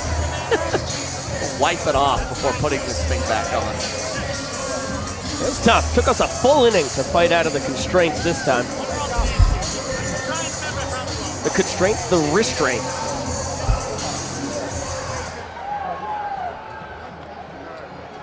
Maybe either works. TBD, bottom of the order, trying to feed the top. Mike Vivacis annihilated a 2-run homer his last time. That's what led to the Party Animals claiming their 4th point. They still sit with that 4-0 lead. Noah Nisnik has staunched the bleeding. 2 scoreless innings of relief thus far. He's given his guys a chance. 2-1 count now on Vava. He's given his defenders lots of opportunities for trick plays as well through 2 innings. Bananas have 3 trick plays behind Noah Nisnik, and I'm sure he is hunting for more as he scrapes the inside corner for a strike. Well, turf cutter over to Cox. He flips it to KJ just in time. A twerking out call from Vincent Chapman. Well, we have seen Ryan Cox and Kyle Jackson work together multiple times this season, combining for some incredible outs. Great flip from Cox through the legs to KJ to retire Mike Vivacis, and they picked the right batter to do it against as well, knowing that Vivacis not known for having much speed these days. Reese Hampton gets to turn around and hit from the right side for the first time tonight, quickly behind 0-2. Steady diet of gas. Reese has retired all 7 Party Animals he's faced so far.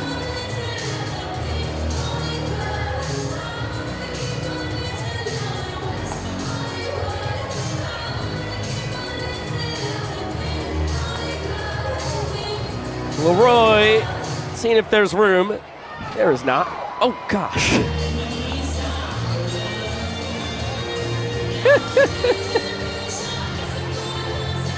Lost his helmet there for a minute.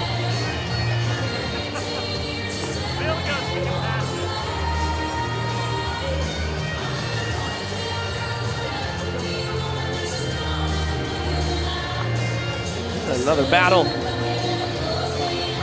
brewing here. Good stuff from Hampton.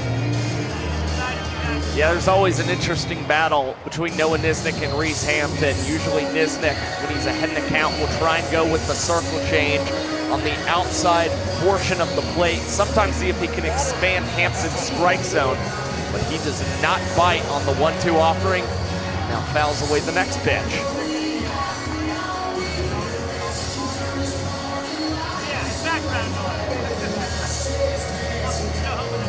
Another 2-2.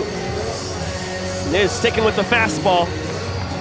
And Hampton's worked an 0-2 count to 3-2. Does not bite on the off speed. What an excellent job. Reese Hampton, the 8th man to swing it against Noah Nisnik, the first to reach base.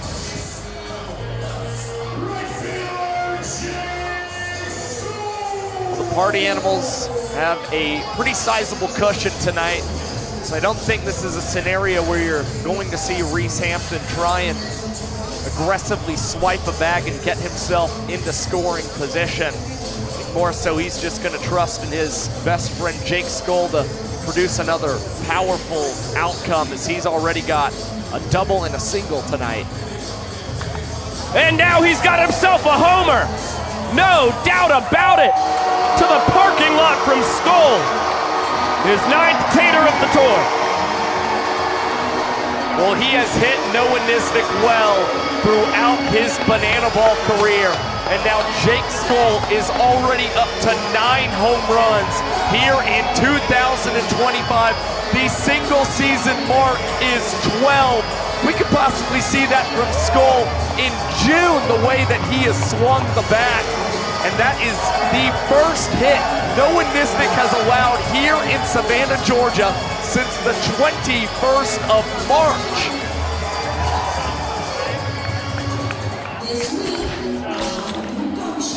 Skoll sends it out with some authority. Noah Nisnik can't believe it. Andy Cosgrove trying to go back-to-back on back-to-back pitches. But you can also chalk up the result of that Skoll plate appearance to what Reese Hampton did before that. Took Noah Nisnik 9 pitches in that battle before he drew the ball for a sprint. That could be very frustrating for a pitcher. So left one over the plate for Jake Skoll, hoping to get a quick out. And that 3rd pitch wound up leaving the yard. Andy Cosgrove trying to join the fiesta. Just Andy and Tanner Thomas, the only 2 Party Animals who have not reached base.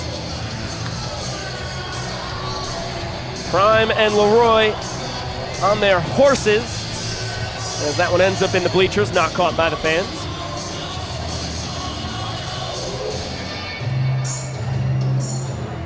For Grayson Bloomer in there with Cosgrove and Thomas. Those are the only 3 Party Animals without a hit tonight. Bloomer's got himself a sprint though. And now Cosgrove's got a sprint as well. He'll be content with 1 base as Bananas throw it around in short order. Things were going awfully well for Noah Nisnik. 21 pitches through his first 2 innings. Now already around that mark here in the 7th inning, as he's still got to record 2 more outs against this fearsome Party Animals lineup. And this one back up the middle could be 2. Olsen to Cox over to first. A double play, exactly what Niz and company needed. But a 2 spot for the Animals on the 2-run shot from Jake Skoll. Well, once again, it's the Party Animals right fielder with another extra base hit here in 2025. But the Bananas mercifully get out of the frame thanks to a great double play from Olsen and Cox. And now we'll go down to Sam Bauman. Hey, Bingo, Josh, yes, here I am with the Young family. They are avid BTV watchers. We got Steve here. Steve, I'm going to start with you. Has it been weird being here in Grayson and not being able to hear Biko and Josh talk you through a game? They soothe, their voice is soothing to my soul. I miss hearing their voice. They've got to see some fun tonight. We've got some Bananas, some Party Animals. Henry here, big Party Animal fan. Henry, it's 4-0 right now, Party Animals. What's your synopsis of how the game has gone? I'm just really excited. This is a great game. Party on! Great Skoll fan. Now, we got Haven down here. Haven, I've been told you can do something called Banana Math. She's going to be able to add jersey numbers that she's memorized for me. I'm going to give you 2 here. Jackson Olsen plus Ryan Cox. Okay, so that would be 8 plus 6, and 8 plus 6 is 14, and that would be Dakota Silk. This family amazes me. We've got the best fans. Vico, Josh, the Young family. They don't make them like that. That is a legendary crew down there. Thank you so much for the time from the Young family. Happy early birthday to Haven. And thanks for finding them, SB. Got a quick look at the numbers here for Blake Benson, who breaks off a trick pitch to start his evening. That's usually what you're going to see from Blake Benson. He always starts the outing strong, tries to end them just as strong. He's already ahead of Ryan Cox, 0-2. Will he try for another trick pitch? He will. Backflip, and this one gets away from Mike Vivacis. But Cox not going to attempt a steal of first here.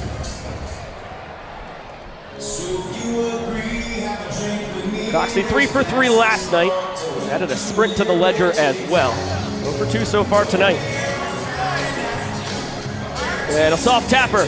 Baber's going to take it and bounce it over to first after whipping it behind the back. It was a hot one to Swan. He was able to handle it.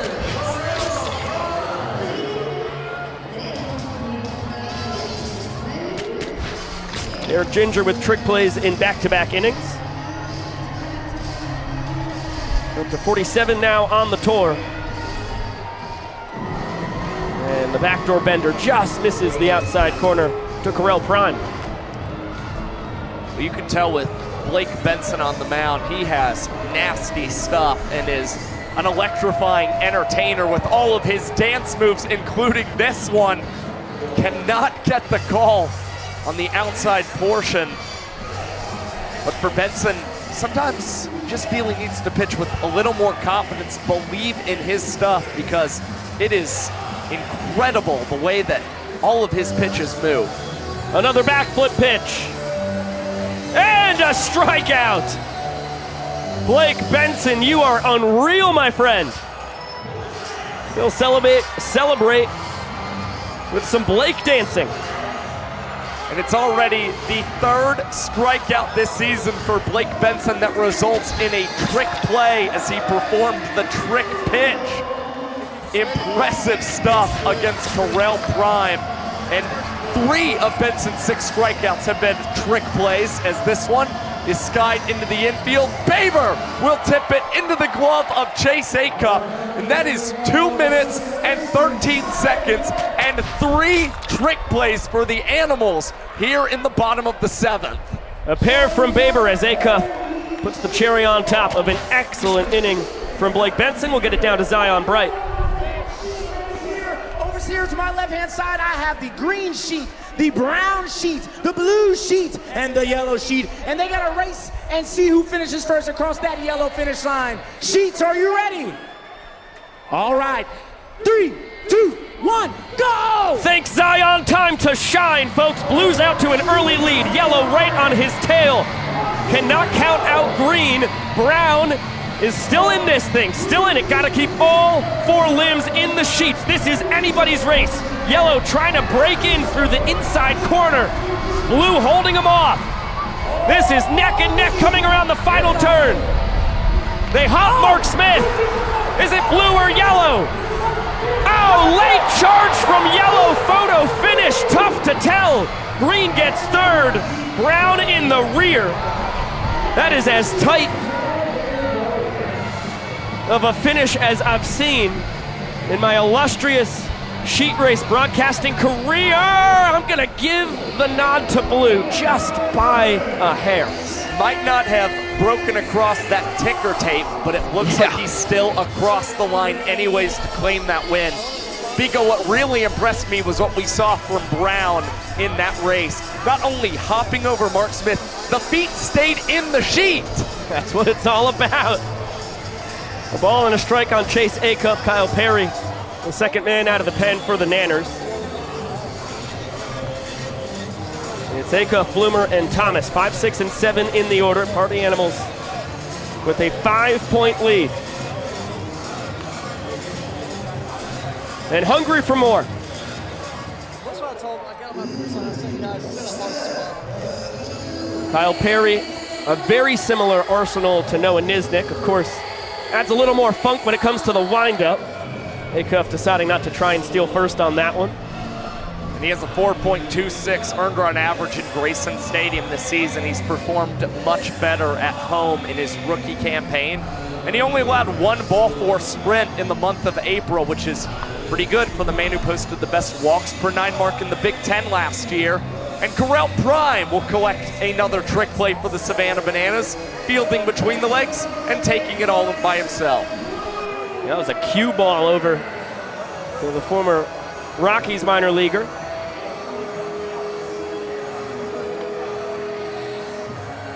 And Bryson Bloomer will sprint his first time. He's popped up twice since then, both to prime.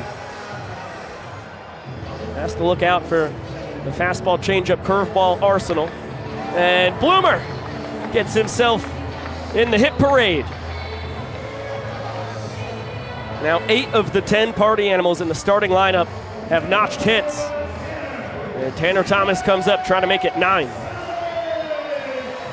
And Tanner very well could notch another hit here against KP. We saw last Saturday in Clemson, South Carolina, Thomas took Perry deep over the 50-foot net in left field for his 5th home run of the tour.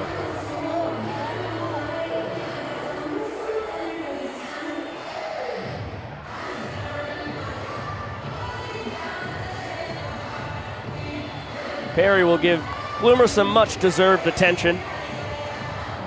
Grayson 16 steals in 18 tries to pace the tour. And good stop, Bill Leroy, but Bloomer with a great jump is going to get second on the wild pitch. That is Tyler Gillum's green light special base running system being used against his team. Bloomer, of course, a disciple. Summers of 21 and 22 under Gillum's tutelage. And a hot shot, nice snag by Correll Prime. He'll flip it over to KP for the second out as Bloomer goes to third. That is a big second out for the Savannah Bananas, and another nice play over at first base for Correll Prime. You see a behind the back transition. It's another trick play for prime time in this ball game.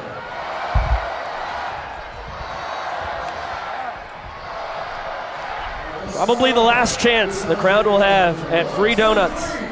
They need Dustin Baber to strike out.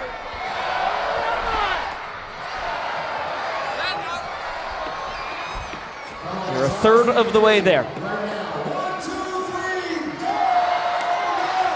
Baber singled his first time, since then a fly out and pop out. And once again denying the fans the donuts. Heck of a stab there by KJ. Took a hit away from Baber. Denies the party animals a run in the top of the 8th.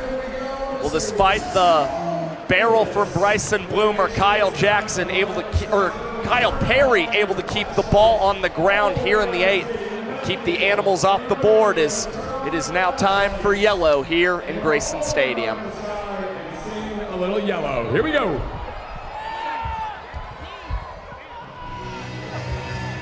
Now let's hear you loud, Banana Nation.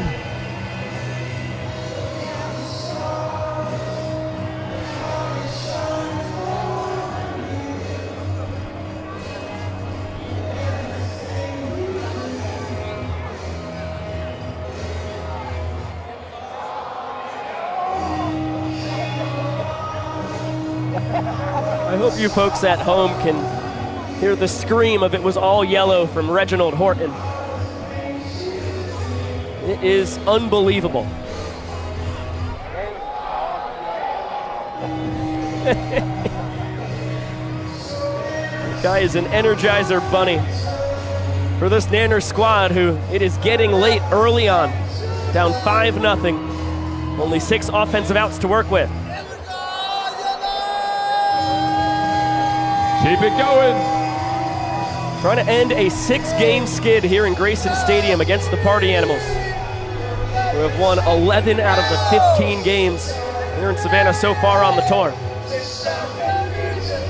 But another full capacity crowd. The 255th in a row in Grayson. I know that's got to make you happy, Jess. We love you so much, Banana Nation. Now let's go, Bananas! Of course, that guy just thrilled to have a great banana ball game. So far, it's been a laugher tonight. Party Animals earned points in each of the first 4 innings, added their 5th, in a 2-0 win of the 7th. And now they hand the ball off to Brady Keiss, most likely to try and get the final 6 outs for them. Well, he's pitched in 9 of the last 10 Banana Ball games and been wildly effective. He did surrender a home run and 3 additional hits, allowing a walk-off to the Bananas in the 7th inning last night. But opponents are still batting .286 against him this season. And the real key to his success has been his effectiveness against right-handed batters. They're batting .250 against him, and the lefties actually have a .370 clip. Bizarre reverse splits. And fortunately for Keiss, he's got 2 righties due up, Eric Jones Jr. and Danny Hosley. Also both guys who are kind of scuffling at the plate. KJ sandwiched in between that duo. Look out. EJ has to skip rope. Backdoor, or back foot slider rather. Keiss took it literally. And just misses the outside corner. 3-1 count. EJ did work a sprint his last time up. And skies this one to shallow center. Hampton taking his time now. Steps on the gas a little bit. And has the first out in the bottom of the 8th.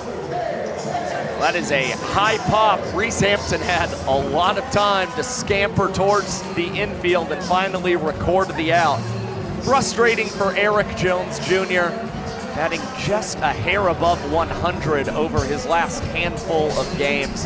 And you saw it with the bat slam as he was running down to first base. This is obviously compounding a little bit for one of the longest tenured Bananas.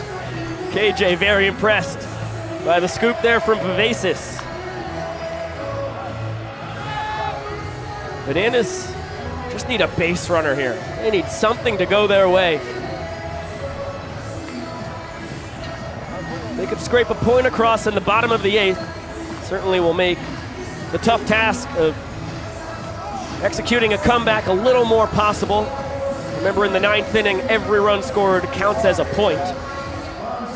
And there is that base runner. KJ aboard each of his 2 trips to the plate tonight. And great speed on first. Well, Bob, the rest of the Bananas batters behind Kyle Jackson. I'm going to take a very patient approach right now against Brady Keiss. Had a 3-1 count against Eric Jones Jr. Just issued the ball four sprint to Kyle Jackson. So control right now does not look like it's at its best for the lefty. And you see that one almost sailed over the head of Mike Vivacis, the backstop.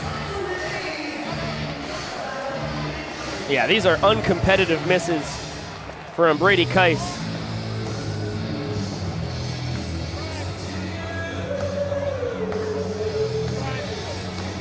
Three straight fastballs, none of them anywhere near the zone.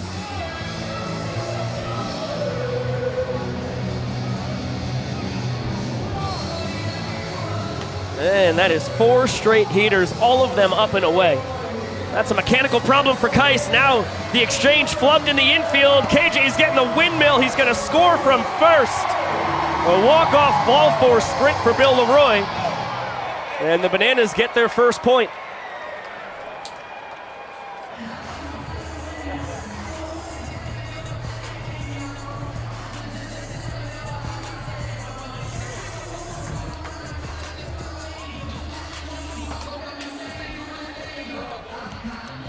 Naturally, they're going to hit the Quan, and now it looks like Prime Flash and company are going to take over. Hosley, Malden, Cruz, Philly. Showing the boys how they hit the Quan. I think this is an older generation versus younger generation trend on the tick and the talk, as the kids call it. With the old heads taking over. This is what it means to be in the final inning.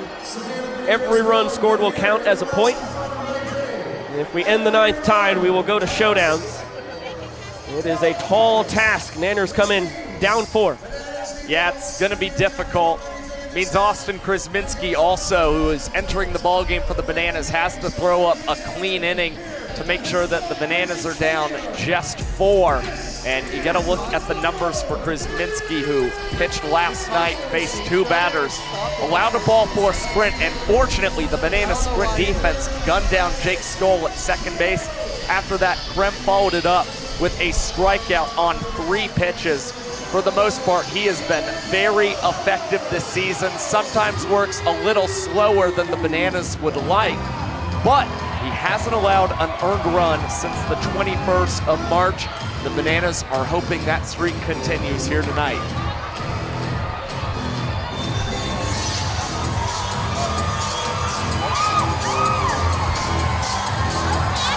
It's going to be Jason Swan, Mike Vivacis, and then at the top of the order, Reese Hampton. We're going to swing it against the former Angels and Cubs minor leaguer.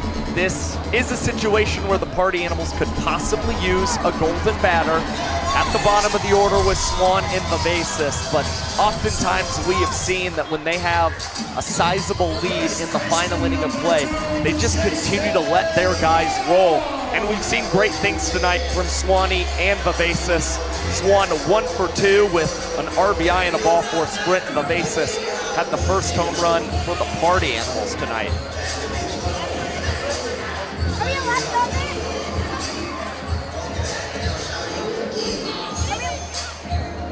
Krem, a power pitcher. Sits low to mid-90s with the gas, and there it is. Healthy hack from Swan to kick off our final frame. Circle change and a slider, also in the arsenal for the Grizz Monster. Back-to-back firm fastballs, 0-2 count. And I think when you see that Swanee is so behind on that heater, you don't try and challenge him with anything else. Make him catch up and hit what you feel is your best pitch. That's what Krem did. Yes. Excellent take by Jason Swan.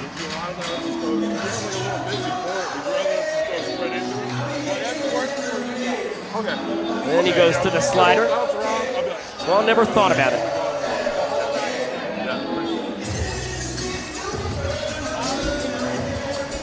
Changeup backdoors it.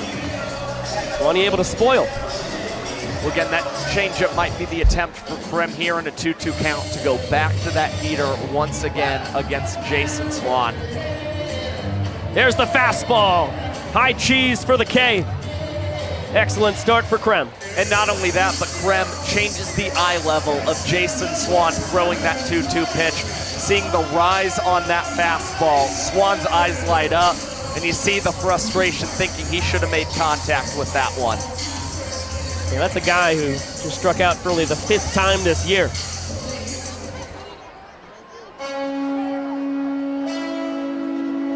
It's compared to 15 ball 4 sprints.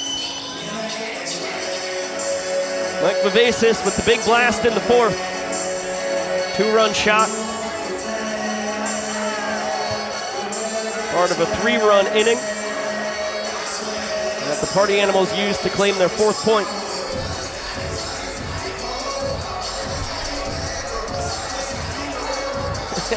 Bill Leroy getting the bell rung.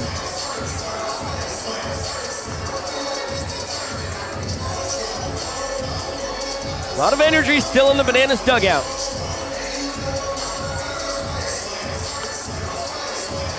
Good job there by Vava to hang tough on the high heat. I mean, on the Party Animal side of things, the vibes look immaculate. You've got Party, Drake Toll, Nate Tellier, everybody swag surfing. Everybody.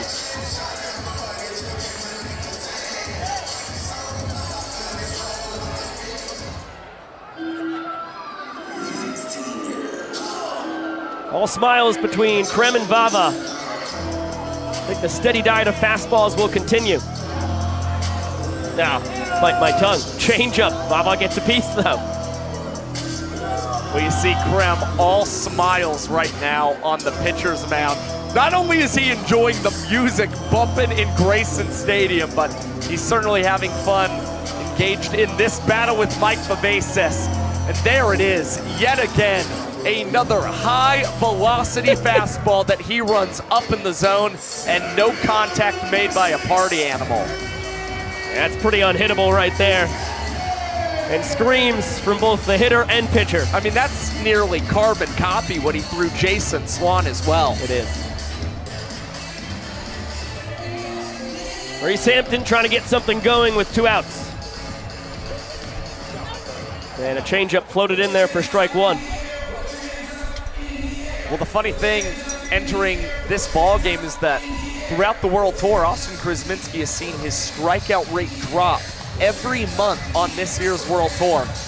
It looks like that's not going to be the case here in the month of May. All of his outs recorded, aside from that ball 4 sprint that we saw the Bananas gun down Skull. All the other outs, they've been via the K.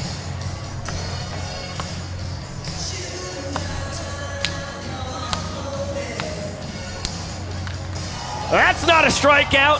That's sent to the land of good and plenty. Reese Hampton connects on the changeup. And the Party Animals lead 6-1.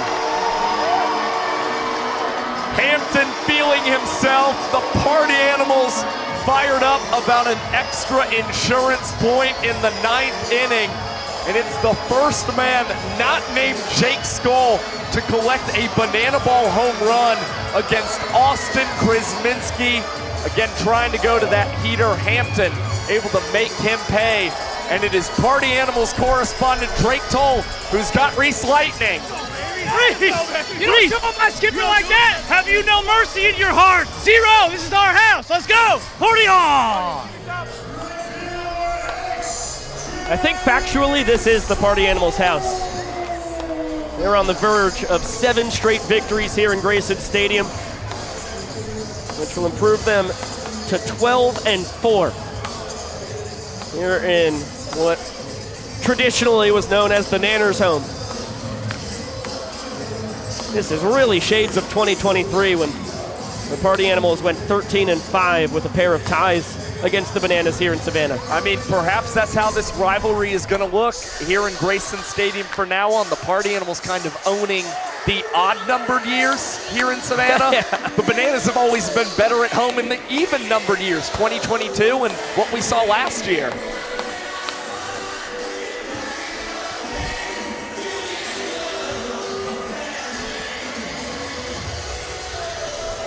Two balls and 2 strikes. Jake Skull is a triple away from the cycle. He owns the only 2 cycles in banana ball history, and now he's got a full count. He's leading the tour in batting average, on base percentage, slugging, homers, triples, doubles, runs scored, and ball 4 sprints. And I think the Party Animals are well aware of that. They have thrown just about every item on themselves in front of their dugout, thinking that Skull was going to leave the yard, but instead he notches a 4th hit in tonight's ball game. Man, he is going to wind up a triple shy of the cycle, but once again, it's Skull flirting with banana ball history. Yeah, I don't think Scully is going to complain with 4 for 5 with a homer and triple. 3 runs scored, a pair driven in. He's actually reached base all 5 times because he got on a trick play missed in the 1st inning. Since then, 4 straight knocks. There goes Skull. A chopper to 3rd, and KJ is going to take care of Cosgrove. But a solo shot from Reese Hampton, and the lead back up to 5 for the Party Animals. The Nanners only have 3 outs to work with. And quite a deficit. Yep, it gets even tougher now for the Savannah Bananas. Their hope here in the bottom of the 9th has got to be that Brady Kais has still not figured out his mechanics on the pitcher's mound. We saw him behind in every count against the Bananas in the 8th. And I think the first man due up here in the frame, it's projected to be Jackson Olsen, should try and adopt a patient approach just to see what it looks like from Brady Kais here in the 9th. Yeah, down 5 with an erratic pitcher on the bump. At least Kais so far tonight fits the billing. This is a classic take till you get a strike situation. Kais was behind EJ 3-1 when he induced the flyout and then gave up back-to-back sprints to KJ and Hosley, and not many pitches were anywhere near the zone.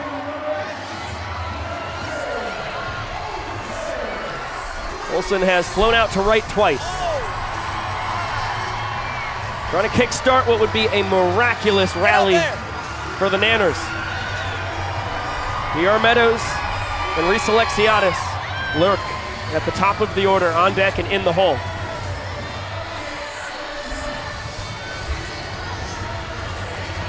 And that's 2 straight bad ones. He's trying to figure it out. And it's such a big lead for the Party Animals. Nobody else is warming up in that bullpen for them. But depending on the kind of rally the Bananas possibly mount, you may see somebody like Drew Gillespie run out there and start to get warm as Grayson Bloomer struggles with the transition between the legs, but still grabs an out for the Party Animals here in the 9th. And the question, everybody is screaming at their televisions, computers and phones at home as DR peppers that one back up the middle. And the Nanners have a little life here. Was that a trick play or not? The answer, no. Grayson Bloomer goes between the legs, but it knocks away from him. He never recovers, does it smoothly enough. So just winds up being a traditional 5-3. Thumbs down from the emperor of trick plays. Is that me? Oh yeah, big time. Nobody's ever called me that before. I'll keep you on your toes. It's the first time I've been the emperor of anything. Well, maybe sadness. No! I knew it was coming. Oh, zing! That one just misses the outside corner. We have fun here, everybody. Don't be worried. 2-2. That's a bouncer. Kais off the mound will take the sure out at first. Just in time to get Super Reese as DR advances to second. And the Bananas are down to their final out. Great job by Kais fielding his position. Took a high bounce, but waited patiently for it to come down and didn't really think about DR Meadows whatsoever. Just instead focused on getting himself 1 out away from the victory. As Dan Oberst now does battle with Kais, and Danny Barrels took him deep a night ago.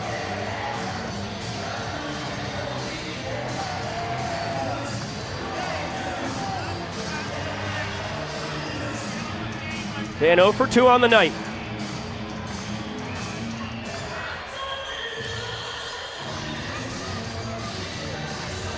And the Bananas down to their final strike. Beautiful slider there.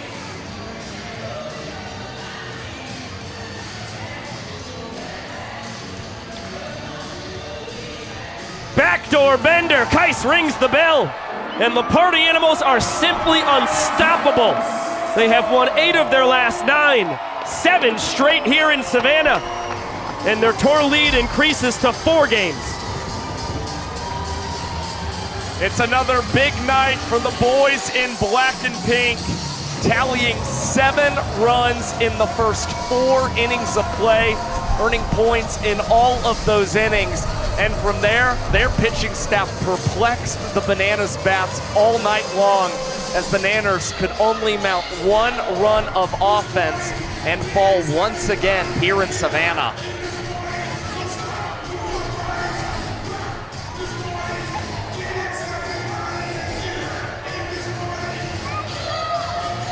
Party Animals have been doing a lot of that.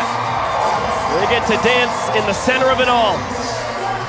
And Drake Toll is tracking down our showman of the night, trying to evade the spotlight. But Jake Skull, you can run, you cannot hide. It is you once again, Jake Skull. Look, before we get to your stat line, the pitching tonight for the Party Animals, I want to give you the opportunity to shout those guys out. Yeah, I mean, from the jump, Ponce. I'd like to mention Baba jumping in there for Cosgrove, has a little bit of a sore rib. But just next man up, man. The Party Animals are loving on each other, loving the game, loving banana ball, and you're seeing it. 4 for 5 tonight for you, 3 runs scored. You've hit now 4 home runs in the last 3 games.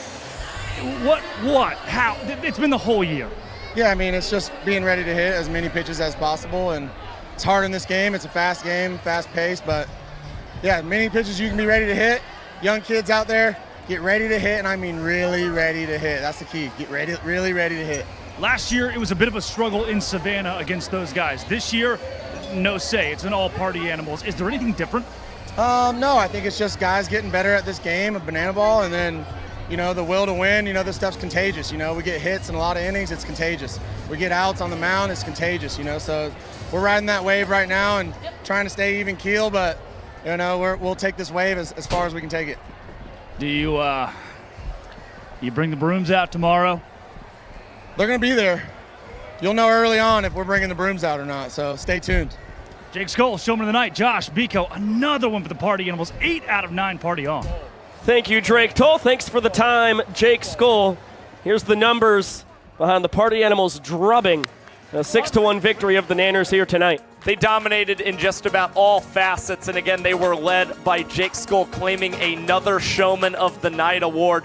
And he actually started this ballgame strong defensively before you saw a lot of the offense. It was Skoll who had multiple trick plays, including a trap catch in right field, always adding in the bow, had a tip up to himself, and then from there it was Skoll with a handful of knocks, and a deciding blow was, of course, his tour-leading 9th home run that came against Noah Nisnik this season.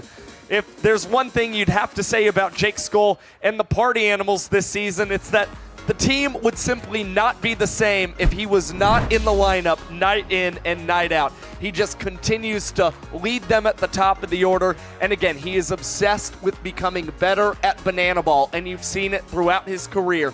Every season, it seems like not only is he hitting more home runs and more extra bases, but he is also collecting more trick plays as well for this team. He's a great leader for that squad. Impressive evening from Jake Skoll. We talked about it in the 9th ahead of his 4th hit, the single back up the middle.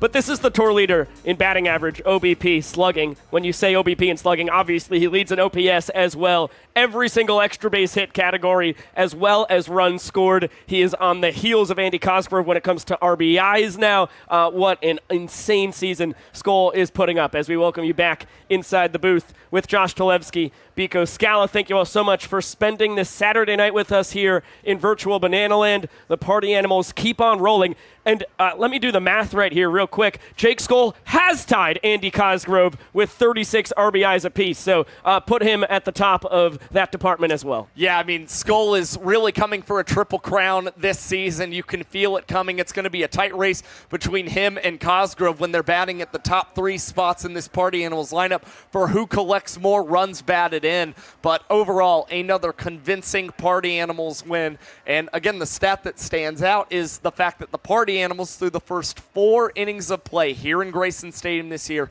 have scored 78 total runs. And then in innings 5 through 9, they have 60. So in a lower span, they are collecting more runs offensively. And not only that, they are pitching better than the Savannah Bananas right now. That was on full display with what we saw from Ponce, Fluke, Lealios, Benson, and then Brady Kais closing the door. The Party Animals will bring the brooms tomorrow afternoon. It will be 1 p.m. Eastern first pitch. We'll kick the pregame show off early to get some bonus Banana Ball pregame shenanigans in. That'll be 12:30 Eastern. We'll get the pregame going there. We'll see if the Animals can make it 3 straight series sweeps now here in Savannah.